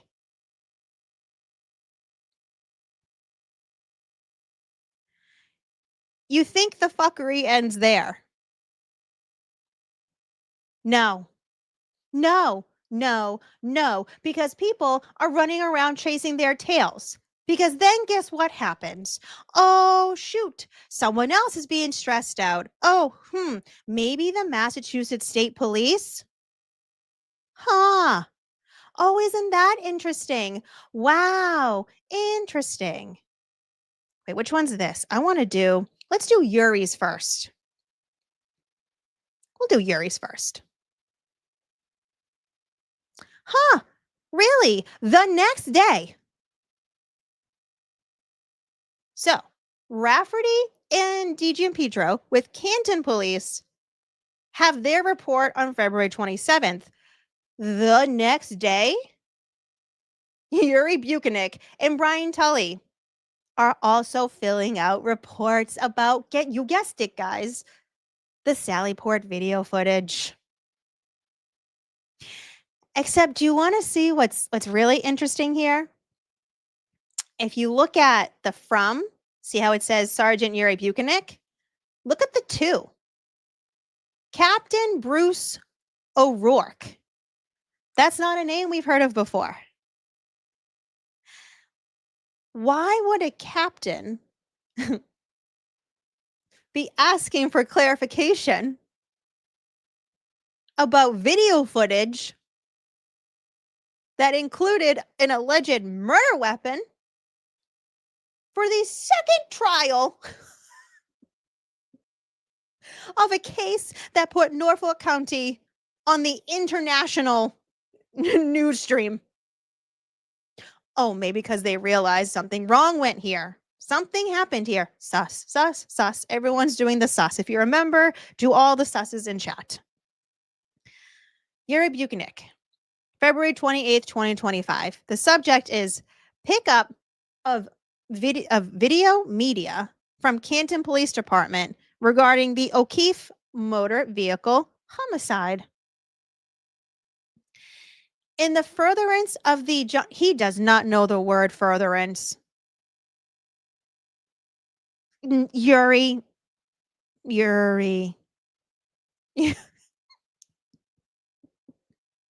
I thought English, he said on the stand, wasn't his first language. Oh boy. In the furtherance of the John O'Keefe Canton homicide investigation, sometime in the early spring of 2022, I was made aware that a request had been made by Trooper Proctor and then fulfilled by Canton PD for a surveillance video as it related to the arrival and storage of the Lexus SUV belonging to Karen Reed. At Trooper Proctor's request, I proceeded to Canton Police and picked up the digital media storage containing said video and transported it to the Canton, Norfolk District Attorney's Office and turned it over to Trooper Proctor. I did not review this video at the time. Hold on, wait a minute. So you are writing a report February 28th, 2025. This report is about something you picked up in the spring of 2022? And it's at the same time of Karen Reed's motion to dismiss? Talking about the Sallyport information. Oh. Don't be suspicious. Don't be suspicious. In July of 2023, I was once again made aware by Trooper Proctor that a request had been made to Canton PD for additional video and that it was ready to be picked up. Since the Canton Police Department, this is bullshit right here. This is the biggest load of you know what. Oh, God. Since the Canton Police Department is conveniently located on my route of travel to work, I stopped by and picked up the CD from the front desk of the police department, which was labeled Trooper Bukhenik with a yellow post-it note. The reason why I call out baloney, do you know who lives in town that was working on this case as a Massachusetts State Police trooper, as the case officer, as the lead detective? Proctor. Lives right down the street. Bukhenik, on the other hand, lives in Stoughton. A whole ass town away. Wouldn't it be like smarter for Proctor just to drive down the street and get the damn CD himself? Why is he like trying to defend Proctor by saying it's conveniently located on my route? Well, Bukhenik, I looked up the route. There's several routes you can take to the Norfolk County DA's office from your home. So I guess it depends on the route. I don't know. Maybe he's just such close Billy Bob friends with Proctor. He just wanted to throw him a bone. Or perhaps maybe it was something else. But then, of course, we also have Brian Tully. Tully. He also wrote a report on February 28th. Same thing here. It is to the Captain Bruce O'Rourke. His subject is the Canton Police video. And he says, in January 2025, ADA Hank Brennan requested I search the investigative files for any items that may have not been previously turned over in discovery in Commonwealth v. Karen Reed. During a search of a file folder containing paper records, I located a CD within a white CD envelope with a post-it note with Trooper Bukhenik written affixed. Lord, I immediately brought the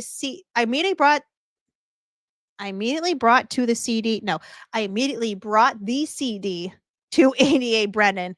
Tully, what do you mean? Huh?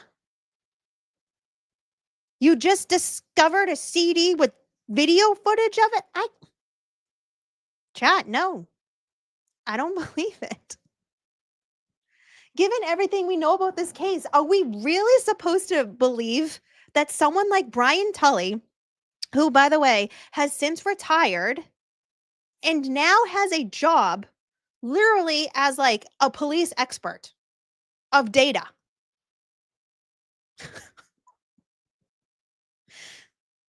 So now in your second run of life, after you retired from Massachusetts State Police, you are now promoting yourself as an expert of technology, data, all the things. But in this case, you couldn't even retrieve video footage?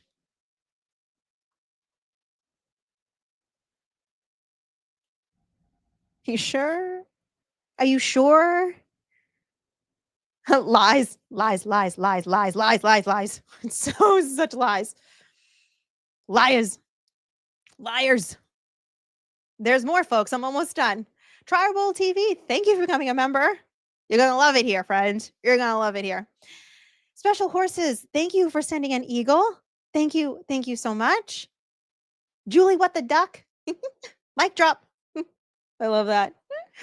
Sasky Death Diaries, thank you so much for the floating heart.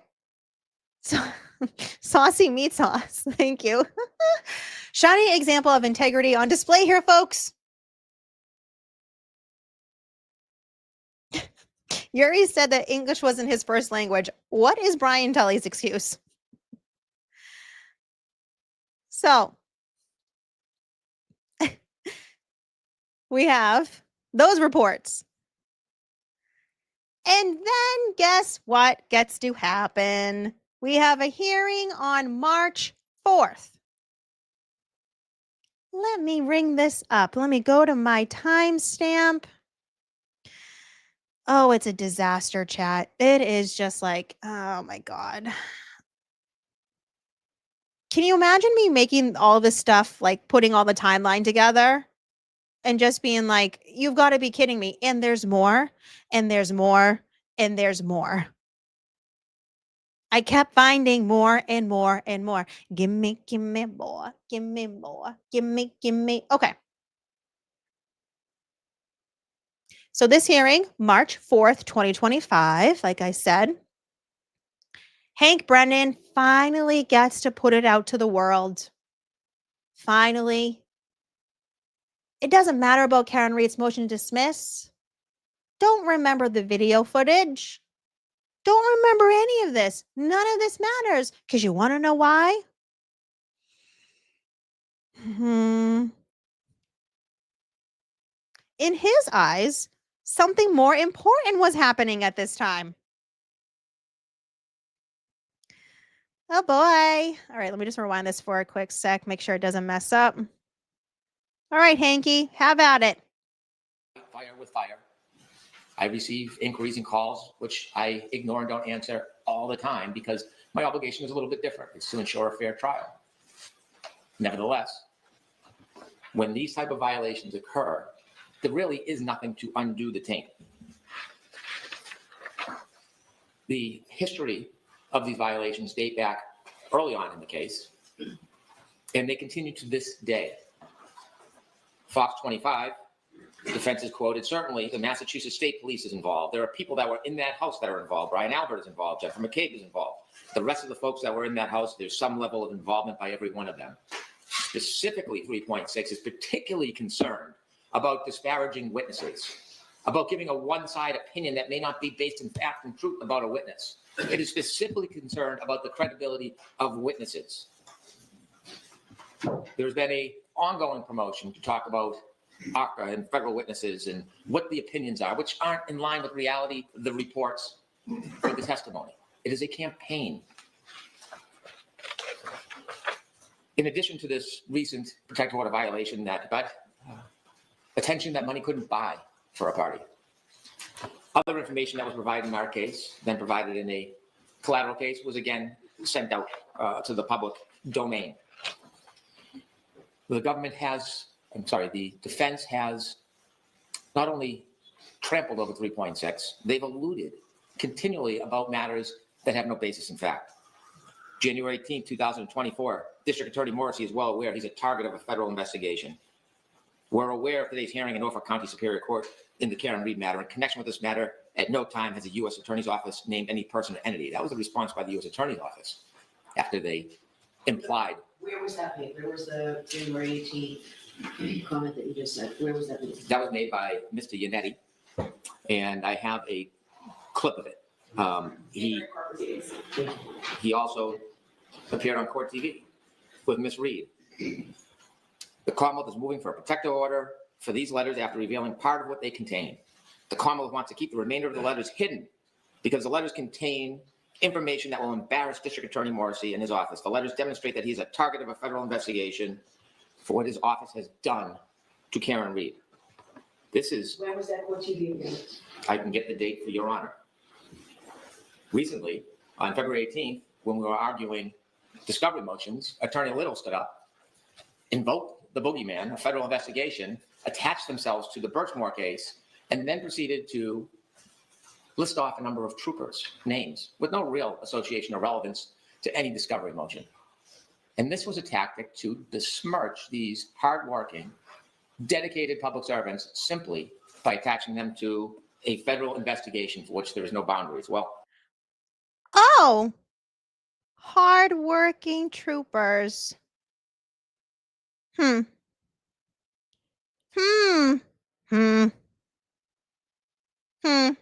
this was a tactic to besmirch these hardworking, dedicated public servants simply by attaching them to a federal investigation for which there is no boundaries. Well, within 24 hours of those arguments, the Norfolk County District Attorney's Office was contacted by the United States Attorney's Office. And let me make crystal clear, they made clear that I could inform the court there is no longer any federal investigation into the investigation of John O'Keefe's death or any related matters. It is closed. It is over. So all those implications and innuendos that erode at the objectivity of our potential jury pool, well, they become more egregious when you see that they're not based on reality of fact. Uh-huh. Uh-huh. Like I said, these arguments that they were arguing at this hearing were originally supposed to be the week prior or the prior hearing. But because Beverly Cannoni had grave concerns, Hank Brennan was not able to go on this diary. He was not able to speak about this. So he had to hold on to this. The federal investigation is closed. Oh my God.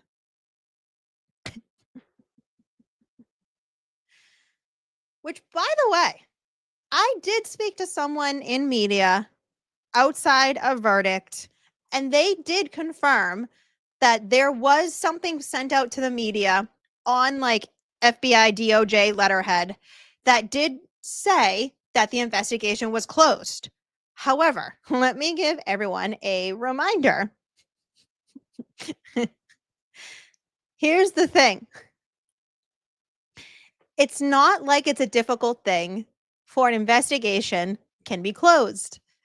It's not like it's a difficult thing for an investigation to be reopened. It's not like they have to jump through hoops to do so. It's just an investigation. There's no charges. It's the feds we're talking about. They can pretty much do whatever they want. It's also not uncommon for federal investigators, just like in state courts too, to use these type of means, say like the news stations, things like that, to put out a statement and then watch how people move. I don't know if you all were here during this hearing or the weeks afterwards, but I remember how some people were moving. I think that's all I need to say about that situation.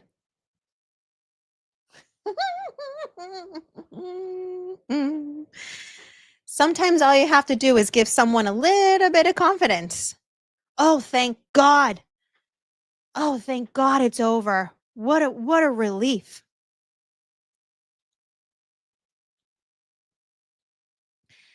Then, of course, Helena Rafferty, who the week prior, like I said, Hank Brennan was supposed to come out with this statement. And Helena Rafferty was there showing face in her Canton PD chief suit. She put out a statement about the feds. She couldn't freaking wait. She couldn't fucking wait. Oh, Lord. I wish I could make this bigger. Lord, hold on. I knew I should have cropped this for you guys. I wish I cropped this for myself as well. Because I want to read it to you exactly. So hang on, I got it right on my phone. Okay. She states, to all media outlets from Helena Rafferty, Chief of Police, date March 4th, 2025, regarding federal investigation.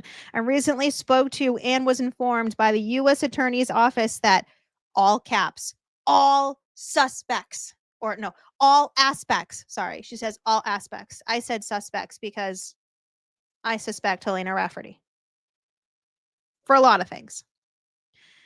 That all aspects of the federal investigation initiated by her predecessor and related to the death of John O'Keefe have been completed. The investigation is no longer active and will be closed. Due to ethical limitations, I cannot comment further. Since when are you ethical? She said it at the top of this live when I showed you guys that earlier statement from April 20th, 2023. And now here she is, March 4th, 2025, mentioning ethical. Please. And then she just goes, end of release. She always has to leave a comment, doesn't she? She's one of those. She's one of those. Hey, but guess what happens after that, chat? That was March 4th.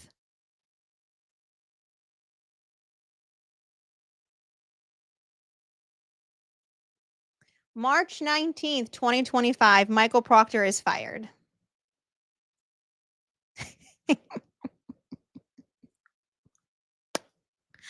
Guess that's just the way the cookie crumbles. Oh well. Oh well. Then on March 31st, 2025, Judge Canoni rules Colin Albert cannot be called upon, spoken about, or in anything in regards to the third-party culprit defense. AKA, I am not allowing you to talk about Colin. Why? Why? Well, she had all her reasons why. I did want to do a quick little sidebar regarding this picture. Of course, that is Colin Albert. That's his Visco account, VSCO. It's just like, I don't know. For those of you who don't know, it's like a photo platform that some people use. And of course, you can see it says, last two I'd fuck with. The person that is with Colin Albert is his godfather, Robert Gooley. Guess where he worked, folks? Canton Police Department. Now, the reason why I bring him up, I told you this weekend, more things just kept popping up for me. It just kept happening. And you know what? If you're going to make a comment about me, I'm going to call you out on said comment. Like I said, sidebar for a second, chat, because I know you like my little sidebars. I've been having trouble on Facebook with, let me fix this, with people stealing my content. So you guys are on Facebook and see like videos of mine. It's not me. People literally steal it and then repost it. They actually will use they'll copy and paste like the captions and hashtags that I used and then post it. So this random account posted this like on either Friday or Saturday. And as you can tell, this is an old video. Karen Reed's new and unbelievable attorney. It's a video about Alessi joining the team. Like, think of how long ago that was. Clearly, it's not a new video. Obviously, some of that information is old because it's an old video. And it's being posted by an account King Hefflinger. Obviously not Boozey Beauty. Obviously. Well, Colin Albert's godfather saw this and he wasn't happy. Rob Gooley, he says about me in this video that is old, that I did not post on Facebook. You sound uneducated and of low income class.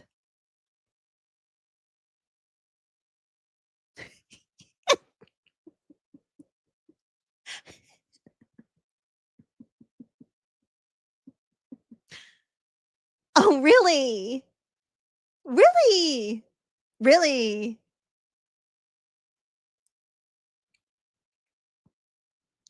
You know,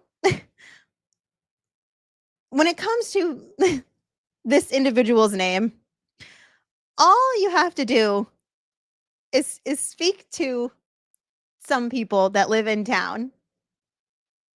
And you just get a little more clarity of some things that this individual may have or may have not done while he was a police officer within Canton Police Department, and some extracurricular activities he may have been partaking in.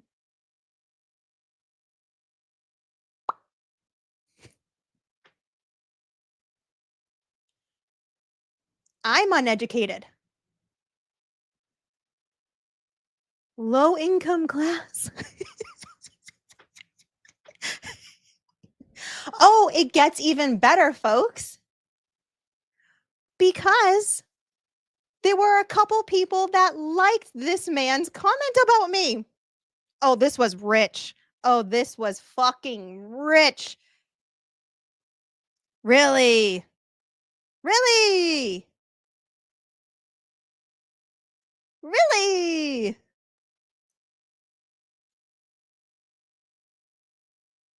Stephen Scanlon.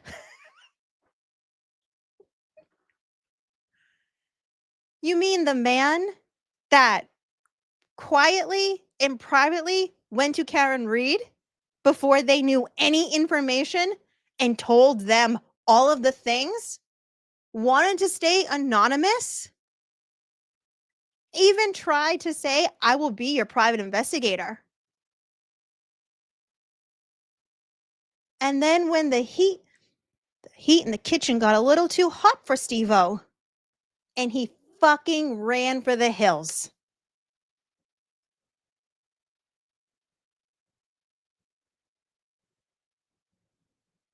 You sure?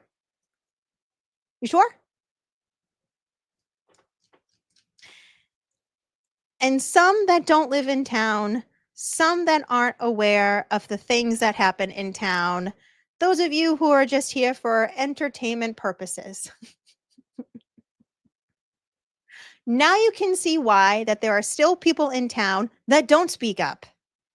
Because this is the shit that they have to deal with all the time, except it's in person. Personally, this is why I will never fault someone for not coming forward. Especially if you got kids and kids are friends with other kids, you got all the things and it becomes messy. I get it. This is the shit. He's just a baby. He's just a baby. No, he's a bitch.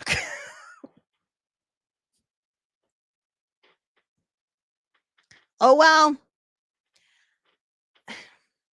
Who's the one that brought the nephew into this?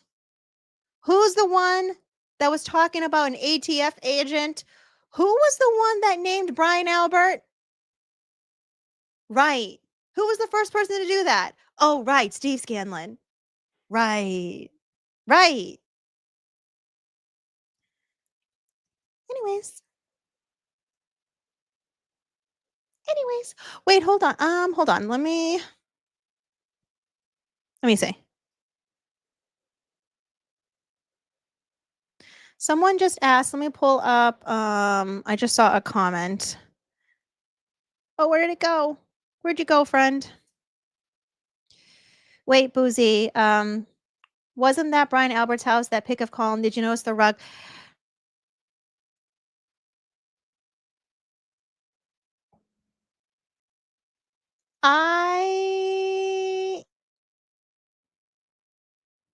Is that 34 Fairview Road?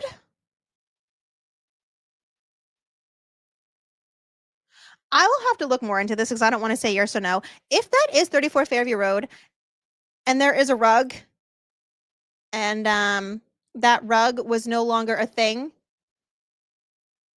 when they came to take photos, I can't confirm completely. You may absolutely be right. I would just have to go and look at some of the other photos that we have of it to completely confirm. But isn't that interesting? The back patio does look familiar. I know. But I don't want to 100% confirm and then be wrong.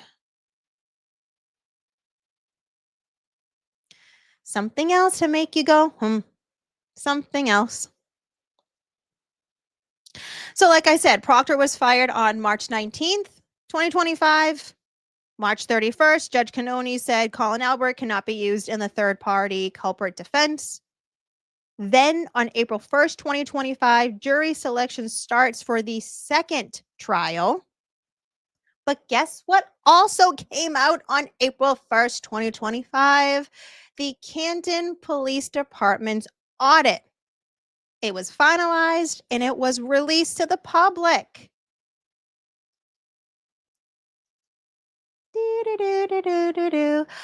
On April 5th, we had a meeting.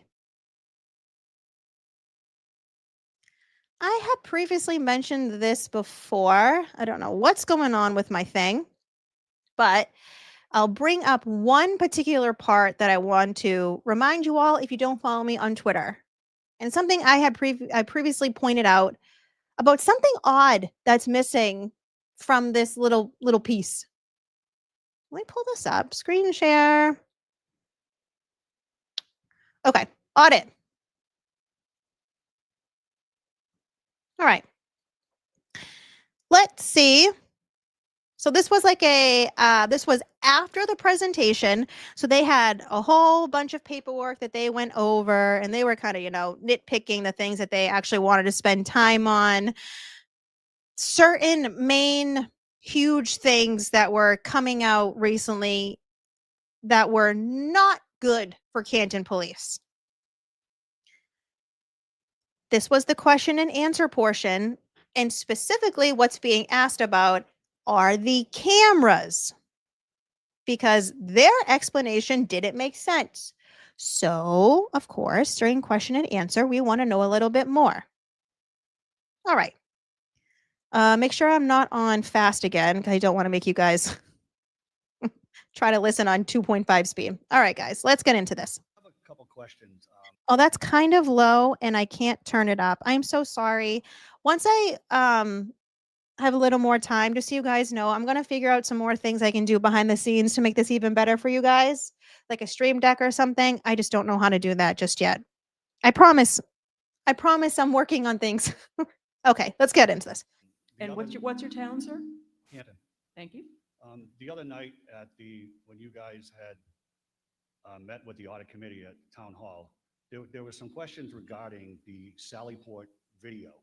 Could you give us some insight on what transpired with the Sallyport video? That I think Brian made a comment that there are 28 cameras located in and around the Canton Police Station, and that the Sallyport video was filming it with a motion activated camera. Could you give me some insight onto, because you made a comment that the cameras were replaced or not replaced at a certain time, and I would just like some clarity on what you were told by the IT director, Louis Jutras, on when the cameras were or were not replaced, what cameras inside the Sallyport were being recording inverted, and if in fact, I understand that you guys are not here to conduct an investigation, but when he told you that those Sallyport cameras inside were motion activated, did you ever think of stepping outside the door and stepping back inside the garage and seeing if your movement was actually captured and it was inverted?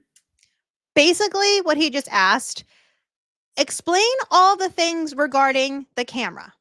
The camera's everything, because none of it makes sense.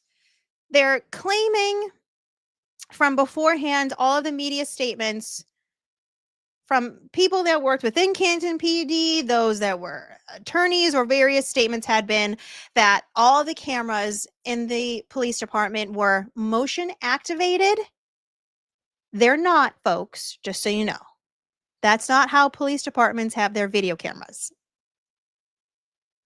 That's not how. What you guys really think that, remember when Kelly Dever was like, oh yeah, like where we bring prisoners? We're really going to think the same cameras that are supposed to be filming people as they're being pulled out of Canton PD cruisers, prisoners, as Kelly Dever said, that those are motion activated? Does that make sense? No, of course not. Common sense is going to tell you that doesn't make sense, because it's not fucking happening. They're not motion activated.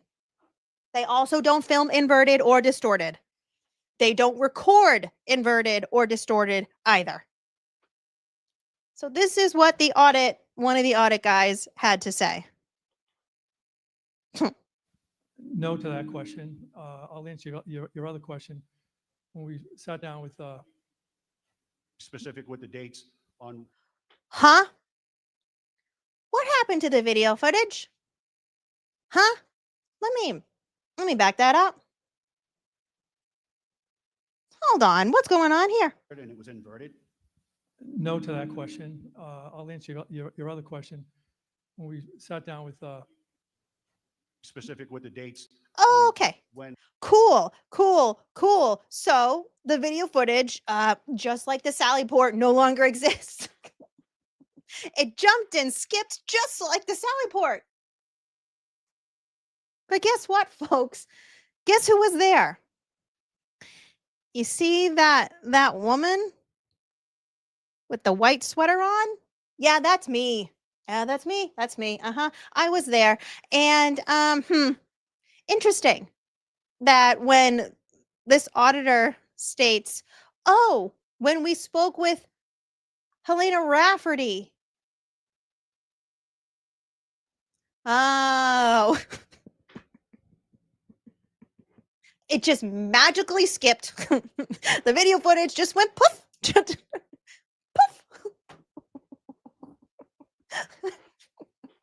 You mentioned Helena Rafferty, and the video footage goes missing. You mentioned Ken Berkowitz. Oh, it's flipped and inverted.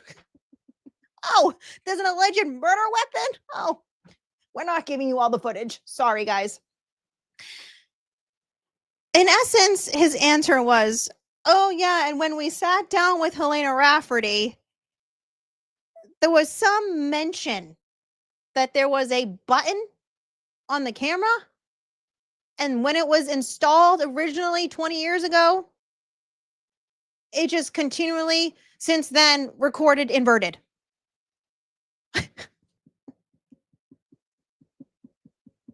No, literally. Helena Rafferty confirmed. LOL, no tampering. But it's like I told you guys. It doesn't record inverted. Instead, what happens is when it goes into the ExactQ Vision program, there's an option to flip, to invert. That is what most likely is happening here. Because when you invert that specific video, it makes it look like it was the broken taillight. Because it looked broken in the video footage.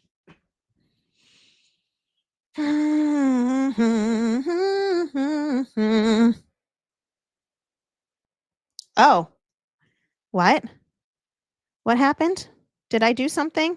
My chat just said something. I don't see anything. Okay. But guess what also came out? The report, just like I said. And guess what they spoke about in the report? The security cam footage. Or should I say the security camera video the cameras of it all. I don't think any of you are going to be surprised when I tell you this.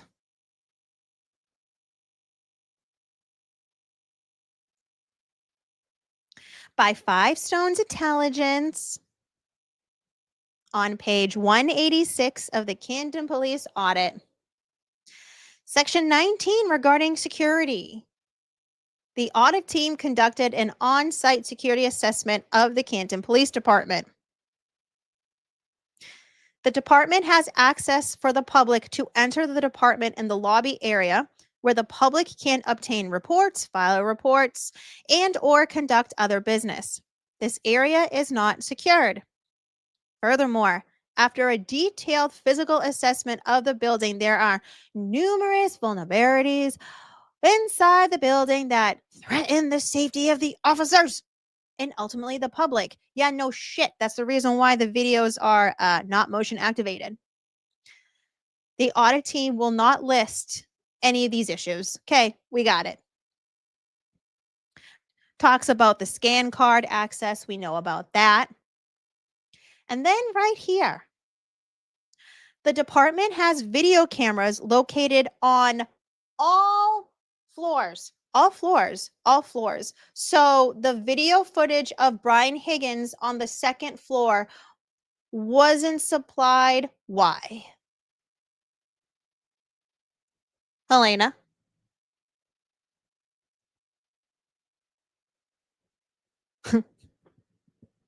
All floors.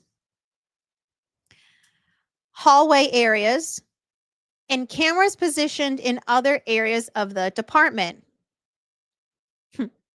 including the Sallyport area garage, cell block area, property rooms, evidence, and radio communication space. Evidence. Why did they not supply them bringing the cell phone, John O'Keefe's cell phone, and those red Solo cups into the evidence room? Oh, maybe because the key swipes, that log that we got, yeah, it doesn't show them parking and going right into the evidence room and putting the red Solo cups in the fridge or putting John O'Keefe's cell phone into the same evidence room. And then we hear via there's also public records document drop that his John O'Keefe's cell phone was pinging at Good Samaritan Hospital at one point early in the morning.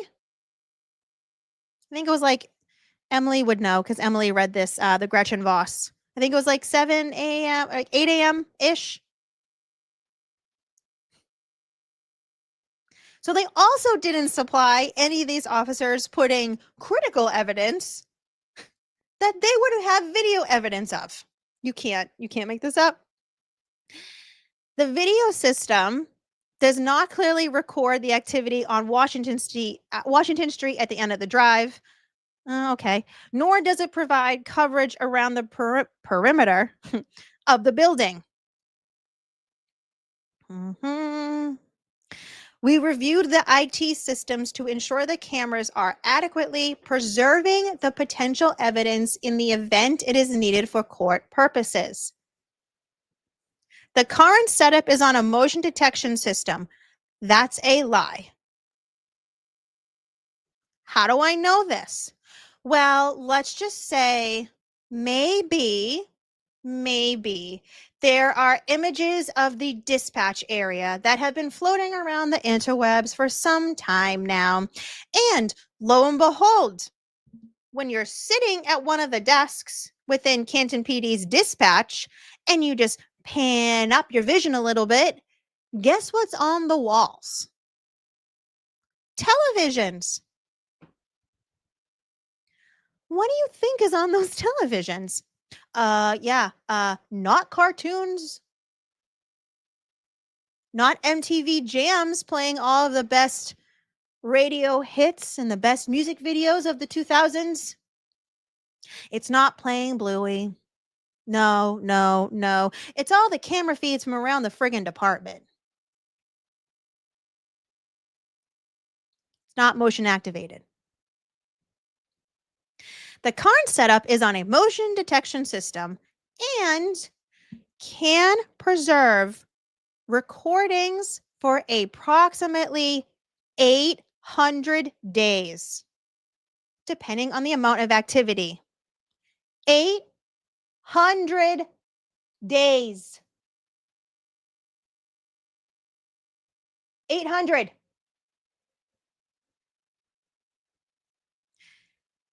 Hank Brennan said it was 30 days. Helena Rafferty. Paul DiGiampietro. 30 days, 30 days, 30 days. Well, this audit just confirmed it was 800. Doing the math.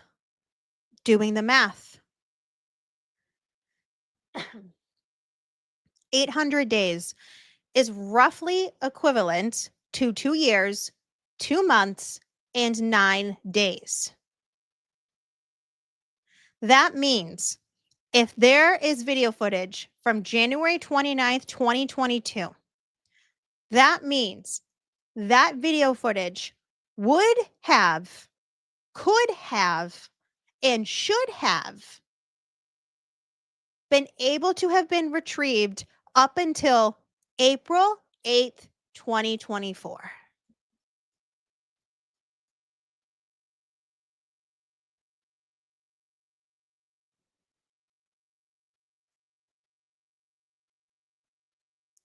April 8th, 2024. Jury selection trial 1.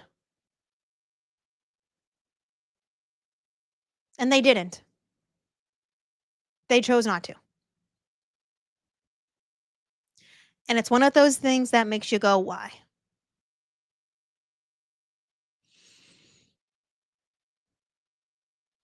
Yeah.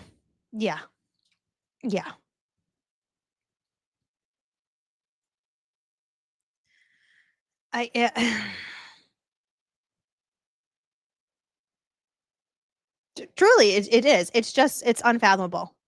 And it's one of those things, it's like, why? If nothing happened, why don't you want to just give it up?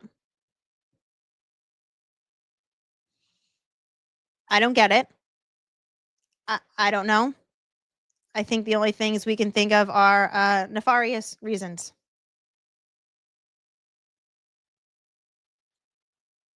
Because truly, they really want all of you to try to think and try to understand that their camera footage, fucking insane, records like this.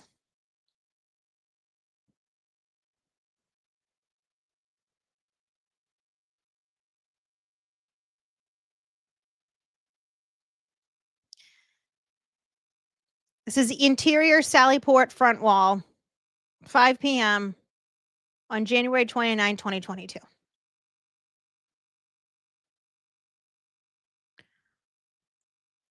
This is how they want Canton residents to think they are very crucial and critical cameras inside the Sallyport recording. If you're a Canton resident or you're in Canton and you get arrested and God forbid something happens, there's something funky with an officer, there's allegations, something, and you get arrested and you end up in the Canton PD cell blocks. For some reason, you need video footage of your arrest and also getting, pulled into Canton PD, taken out of the cruisers. And this is the footage that is supplied. What would you think?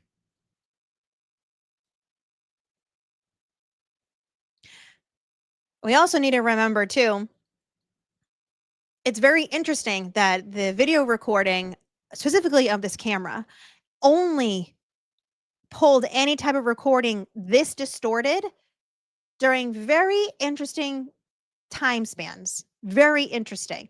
Of course, this was around the time span when Karen's vehicle was being pulled into the Canton PD Sallyport. Because then, lo and behold, later on, it just jumps perfectly fine. You know, especially when you have them taking pictures a couple of days later by Massachusetts State Police Crime Lab personnel. Nothing wrong there.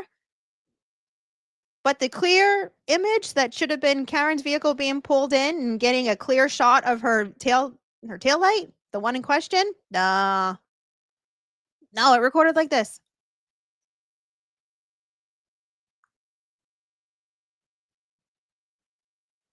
"800 days. They could have saved all this video footage." That report from Paul DiGiampietro stated that he did pull all the footage. Hank Brennan asked for more footage. We don't know how those communications happened, if they were purposely withheld, if he did get his hands on them and didn't give them over. I don't know. I don't know. All I know is this. There are plenty of personnel that have worked, that do work in Canton Police Department, that were there January 28th, January 29th, January 30th, that know for a fucking fact that their cameras do not record like this. Did not record like this. It's just a lie. None of those individuals want to come forward. And you wonder why no one is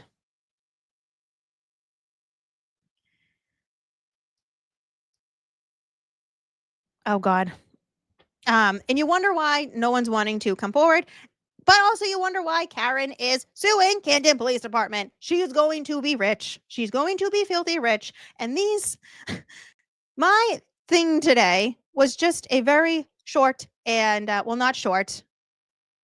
In the big scheme of things, compared to all the things I could have brought up, just a quick little timeline, a 4-hour timeline of everything, almost everything about the videos that happened up until trial 2. And everything questionable that happened thereafter. Oh, and I see people mentioning Dever because I did mention Dever.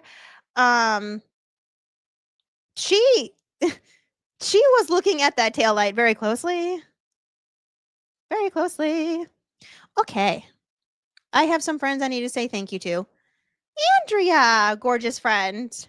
Uncle Ert, thank you. Thank you, thank you, thank you. Nice to see you, friend. Oh, and she gave gems. Make it rain, make it rain. Thank you, thank you. Stephanie in Canada, thank you for the sparkles. I appreciate you for being here and hanging out with me. Shan Tuckett, that's cute. Like Nantucket, that's very cute. Cheers, cheers, cheers. Hope you all are enjoying yourselves. Aunt Bob, thank you for the high five. Emily says, check your phone. Okay. One day she didn't have to. I guess you did because I would have you've probably been screaming at me in chat. Jean, gold coin. Thank you. Thank you. Thank you. Tables, clapping seal. That's so cute. I like how there's like goats and seals and stuff. Thank you. Oh God. And she sent it again. Emily, you didn't have to do that. Hold on.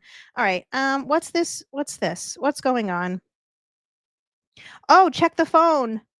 Oh, shit. Oh, snap. Oh, shit. Oh, shit. Corey, I have no idea. Girl, I am lucky I'm able to press play and do this whole thing today. That was a lot. No fucking way. Well, let me pull up the Colin Albert and Rob Gooley photo again.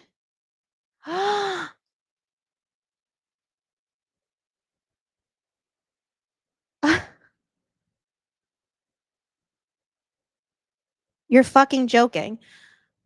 All right, let me pull up the Zillow for you guys. A little surprise ending if you're still here. Hang on one sec while I pull up the Zillow. Holy crap. Holy crap. I don't know how all the other people that go live do like things like off the cuff and like have to go and research stuff. It's very nerve-wracking. I feel like I'm on like a time limit. 34 Fairview Road, Canton, MA. Zillow.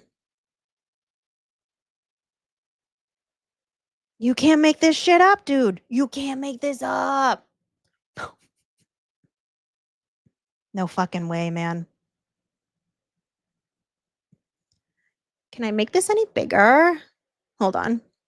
You remember when I was telling you guys earlier, I was like answering someone's comment and they were like, is that 34 Fairview Road? Is it? And I was like, I don't know.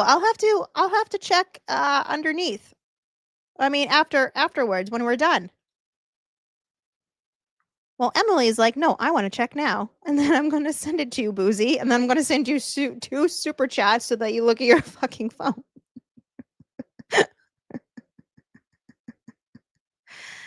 Let me move the Colin Albert one. Actually, you know what I could do? I could hit the transform.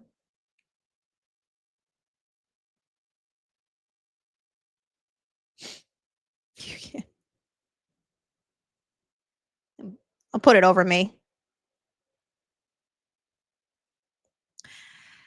Well, friends, can I, Zillow's kind of weird. I don't know if I can zoom in. Hold on. Let me see if I could do this. Zoom in. Hold on. Let me see if I can do it through this one. Aha. Look at me go. It's going to take me 20 million minutes to figure it out, but we did it, chat. So, yeah. Yeah, that photo was taken at 34 Fairview Road in this very living room. Holy shit. Wow. For those of you who aren't following, the one thing that I always questioned, especially looking at like the Zillow pictures of 34 Fairview Road when they sold it, I was always like, who doesn't have a carpet in their living room?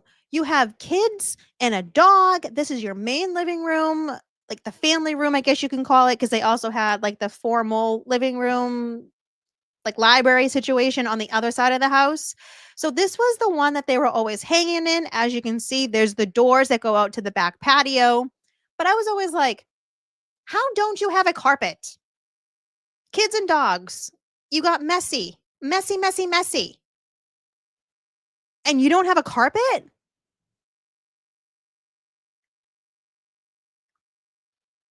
Well, guess what, folks? That carpet was gone when they went to sell the house. And if you're asking me, this photo of Colin, he doesn't look like a little baby, if you know what I mean. He doesn't look like he's like a little like 10-year-old in this picture. He looks closer to maybe the age that he was on January 29, 2022.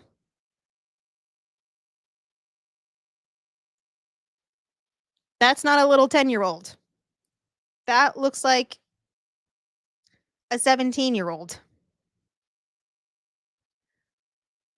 Uh-oh. Uh-oh. That ain't good, folks. Because imagine if we had one photo from inside the house on 1/29/22. Mm-hmm.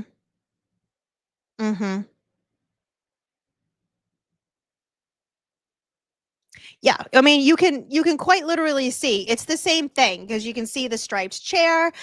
Specifically, look at the thing that's behind the striped chair on the wall. It's like a, I don't know, it's like a little decor thing. It's, yeah, that's 34 Fairview Road, and you can see that Colin and Ghoulie are sitting on that ottoman, and there's a carpet underneath there. And then you can see next to Colin, there's someone else's feet in like a wearing flip flops. I'm just wondering, that carpet looks perfectly fine to me in that photo. And if they were already considering selling the home, that's what they were saying, right? That this home was already, they had already spoken to a realtor. They were already thinking about it well before John O'Keefe was killed, right? That's what they said. That's what they said. People don't know the area that I'm speaking about. Sure. The layout is on Zillow. That's the back porch. They're very into Americana. That's what you'll notice about Nicole's decor. There's a lot of flags all over the place. Hang on one second. Oh, it's here somewhere. That was the well speculated room about the basement. There's oh god, I zoomed in and now I can't. Hang on, guys. I think I need to unzoom for a second. Okay. I told you I'm not the best with this on the fly stuff. All right, let me see how you guys are on StreamYard. Okay. Let me clear off this for you guys so you can see. If I put my scroller on there. Zillow is very funky with the things, but you guys can see my scroller, right? My cursor. So this was in this side living room over here. You have the breezeway door, and the garage door would have been off to the right. So this is the living room that this photograph is taking in. So say you enter through the breezeway, the breezeway door. We always heard tons of testimony on that. If you turn to the left, this door, it wasn't a door, it was like an opening. That is the dining room that they said everyone was hanging in. I question that. I'm very much on par with Sam Bendigo about that. I do not think they were all hanging out in the dining room. Then there's the kitchen. And right off the kitchen, there is a door here to the backyard. That is where they said Chloe went out. Remember Brian Albert put Chloe out back? That is where they said he put him out there. So if you're entering the breezeway door, you go into this family room. Then via this sliding doors that were behind Robin Colin in that picture, that is the covered porch. And then next to that is the uncovered deck in the backyard. So I hope that kind of makes you guys understand a little bit more of exactly where this is in 34 Fairview Road. But do you see what I mean? Do you see what I mean about the importance of a rug that is no longer there, where John O'Keefe has an injury to the back of his head that came from a ledged surface? Let me go back up so you can see. You guys can see a little bit better here from the kitchen.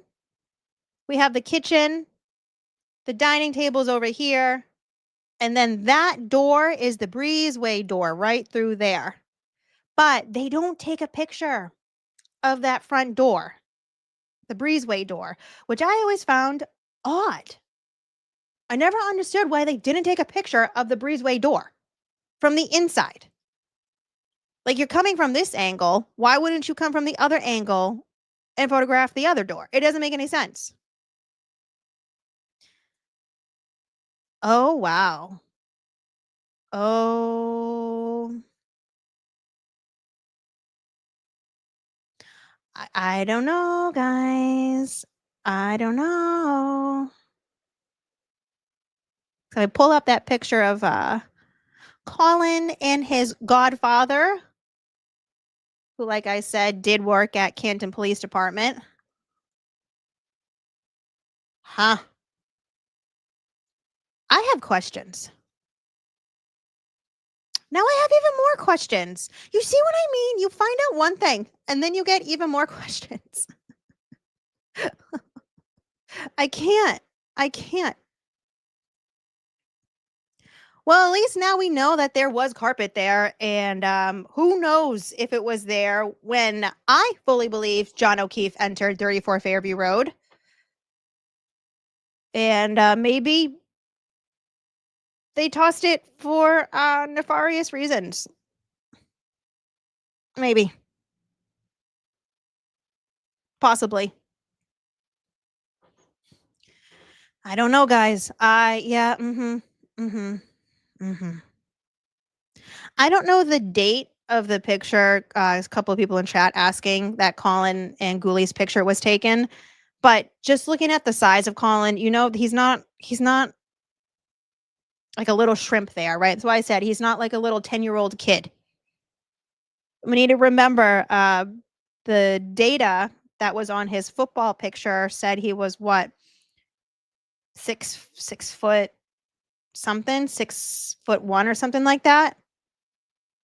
You know, it's not a small kid. It's not a little kid. Not a little kid. I don't know, guys. There's fuckery afoot. Fuckery afoot. People are saying that this may be a different ottoman. I don't think so. I think it's just the way that the camera is, because if you look at the striped what's it called? Striped chair behind Rob, no. It looks like a different shade in the Zillow picture compared to the picture with Colin and Rob Ghoulie. So it's the same ottoman. It just looks different. But the main thing I want everyone to focus on is the rug. Because I don't know, if something was to spill on the ground, I don't know, say something like red wine. Right? It's not easy to get red wine out of carpet, but especially a shaggy carpet like that. I don't know, bodily fluids. Shag is not easy to clean. Yes, I know what shag rug is. For those of you who are wondering, like, you're too young. Yeah, I know what shaggy rug is. Oh boy, that ain't good. Well, red wine. Right. Mizzy, you're asking for a lot out of me.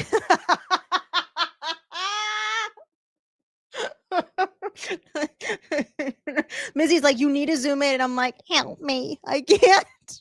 Hold on. Oh, and now I woke up the dog.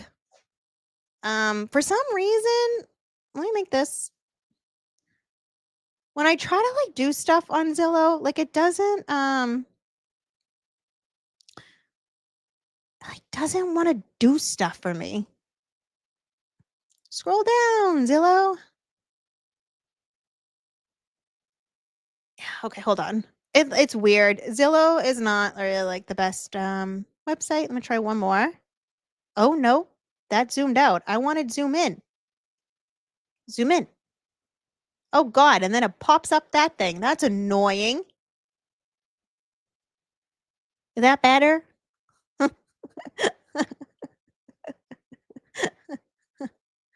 Emily, you're asking too much. Emily's like, do this, do that. That's a lot. I can't do that right now. I've already been live for 4 hours. Anywho. Wow. You can't make this shit up. So what did we learn? A whole lot. Canton Police Department's video surveillance system is not motion activated. It holds for 800 days. There was a lot more fuckery that went on behind the scenes that absolutely has to deal with then Police Chief Helena Rafferty.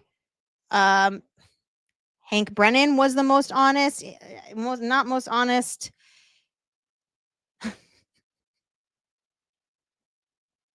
Obviously, trying to make Karina Kolokithas look one way didn't work out. All of the things. All of the things. But I hope that makes you all understand a little bit more. An in-depth explanation about the Sallyport, information we didn't know before.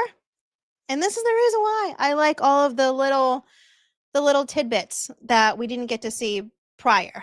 Because all those smaller puzzle pieces help put together all of the story. All of it. Okay. Let me just see if there's anyone else I need to say thank you to. Nikita Gold, thank you so much for the silver star. And Saucy, the shock and horror. Horror. Insane. Okay. Well, friends, that was a lot. Thank you for so stones. I've already gone over that, but I do just want to make you guys like super clear and obvious because people are confusing this video footage here. So I need to make this abundantly clear. The second video footage, like a couple of seconds after this, the tow truck driver puts on the brakes for Karen's vehicle, which makes it look like there is no damage. You know, big, bright red light, blah, blah, blah.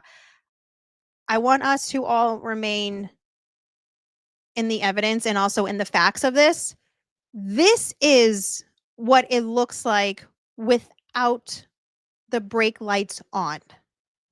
So as you can see, it's not fully damaged. The way that this taillight is lighting up like this does not match the later photos of the taillight, okay? However, we also need to understand that there was damage to the taillight. It just was not the same damage that you see later on. What was it, like 3 days later? 3 or 4 days later when it was photographed by the crime lab, okay? What I am going to say, and I'll make this a live stream too if you guys want me to go into it with all of the video footage that we have now. The damage that you see here at 5:36 p.m. is the same exact lighting pattern that we see on, let me see, I'm trying to do it in my timeline. So we first see her tail light when she first leaves for searching for John at 5:07 a.m. That damage on John O'Keefe's ring video footage matches the lighting patterns of this. When she is driving to Canton Center, specifically when she already drives by the bars and she's driving past the Canton Library, that damage lighting pattern matches this damage lighting pattern. The next video footage that should be there would be the town hall. There's no video footage of that. Isn't that interesting? Then she drives by the temple. That video footage matches the damage of this. And then we also have her after she goes to Jen's. Carrie is in her own SUV driving, going back to John's One Meadows. And they drive by. I know some of my Canton friends are going to be mad when I say the name. Pequit side. I don't know. I know someone's going to spell it out in chat.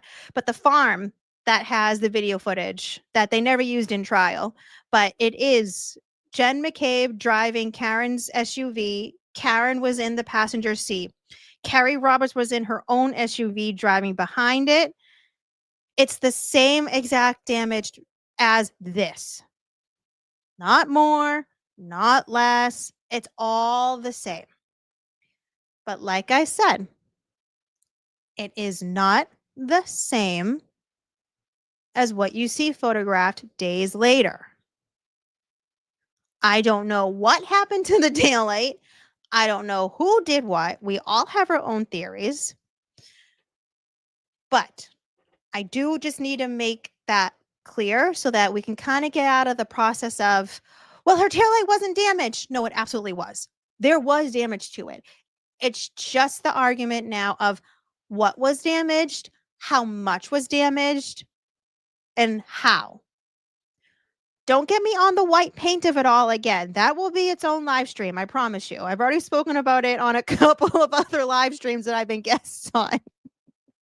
I will clear that up. But just so you all know, trust me, there's no other video footage going around about Karen's vehicle. Obviously, I have it all. It's also on the foyer. Oh God, I always say foyer as like walking into a home's foyer, but I mean the FOIA, public records. Everyone to go see them yourself. And if you don't follow the trial channel or her baby channel, which I think is like TCC files or something, she uploads all of the video footage. So you can go to FOIA and findout.com.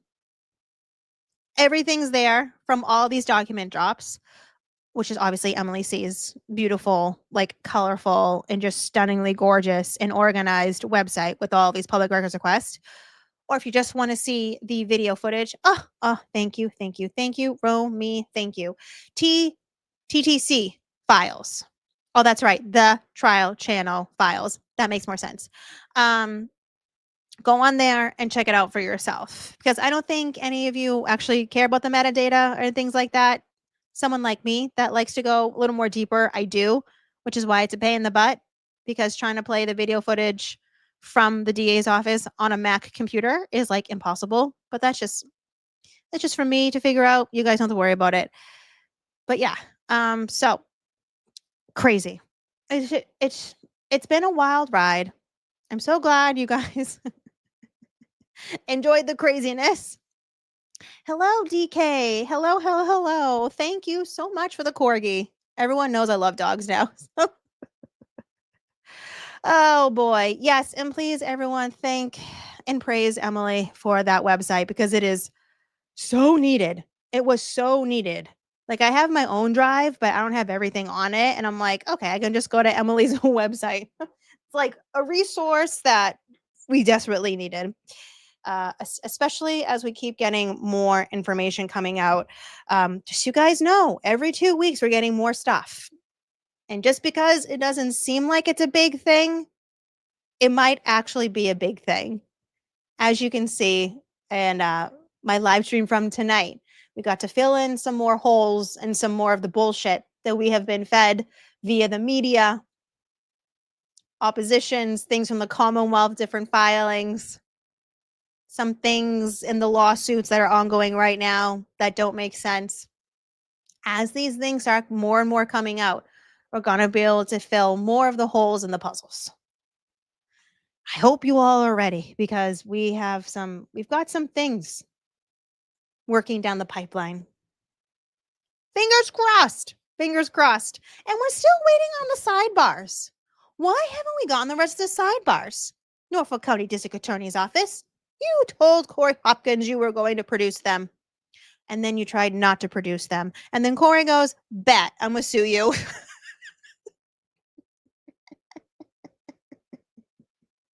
So then they gave up some sidebars. And then they said, okay, that's all you want, right? And Corey's like, no, where's the rest of trial two? Crazy. Cuzco, thank you so much. Chase, you guys are the best. Mods, I hope chat was okay. I hope we weren't filled with trolls. If you have been here from the very first minute of this live stream, you are a friggin' rock star. I try not to make my live streams more than 3 hours. And guess what? My last 2 live streams have been over 4 hours. I do apologize. So I hope you can hopefully watch this in 2 times. If you're on replay, crew, just know how much I do appreciate you guys being here. Truly, it's just like, honestly, having 1,000 of you, like, it's crazy. I can't even believe it. Corey probably told them to wait because she knows I'm going to force her to go live with me. Do them. If you need another character, let me know. I can be a good character. Oh, and I will dress up. I would totally dress up to role play. Scott says, Bev looks terrible in all the sidebars. That's why. Facts. And like, think about it too. Like, we haven't gotten some very important sidebars. That damn rock. We still don't know about the Albert rock. Remember Jury View? You know who loves that rock is Jenny No Pockets. That's her favorite. She loves. We love you guys like long lives? Really? I always think I talk a little bit too much. Maybe because that's my entire life. I've been told I'm too loud. Thank you so much. You guys are just the best. Really, truly. I love my gals. I love my chat. The community is friggin' awesome. Like, I truly couldn't thank you guys enough. I'm just going to, oh yes, of course, like the stream. I think I only got the thumbs up thing once for a background and I got no fireworks this time. Thank you, Lord. Thank you. And you guys got a little extra tidbit too if you're here at the very end, because who would have thought? Who would have friggin' thought? I know. Hey guys. Well, I need to eat dinner and then feed the dogs and go to bed.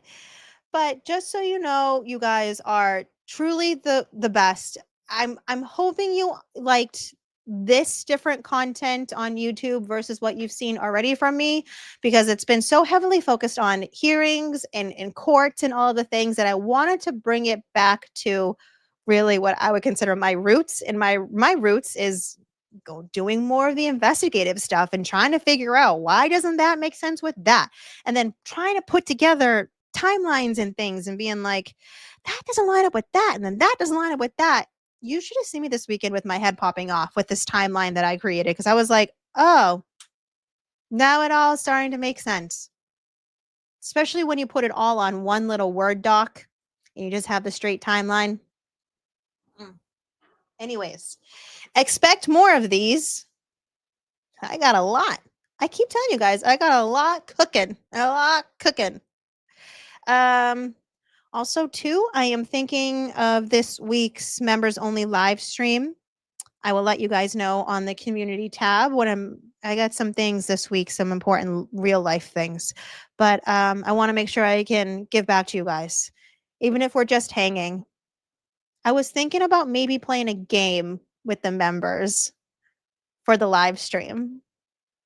So I think I want to have a little fun with you guys. So if you guys want to hop on to the members only live stream when you're not a member, please make sure you join the members, because it's a lot of fun for a good time. Anyways, always remember that you are worth it. You are worthy. No one is above anyone else in this world, because we all end up 6 feet under or as a pile of dust, either on someone's fireplace or randomly in some random lake, pond, or ocean somewhere.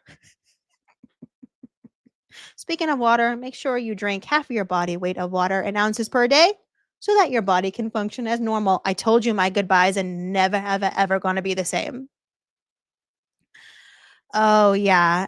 And, I always just like reminding you guys of the Proctor of it all. And I just want to bring it up one more time, because none of us are Proctor defenders. What do you want to say to anyone who believes the narrative, the defense's narrative, that you are corrupt, that you framed Karen Reed? I laugh because it's such a ridiculous accusation. There's not one piece of evidence or fact to support that, because it did not happen. I would never do something like that. Did you crack the taillight to make it look a certain way? Absolutely not. Did you frame Karen Reed? Absolutely not. That's the life of a Proctor defender. Love you guys.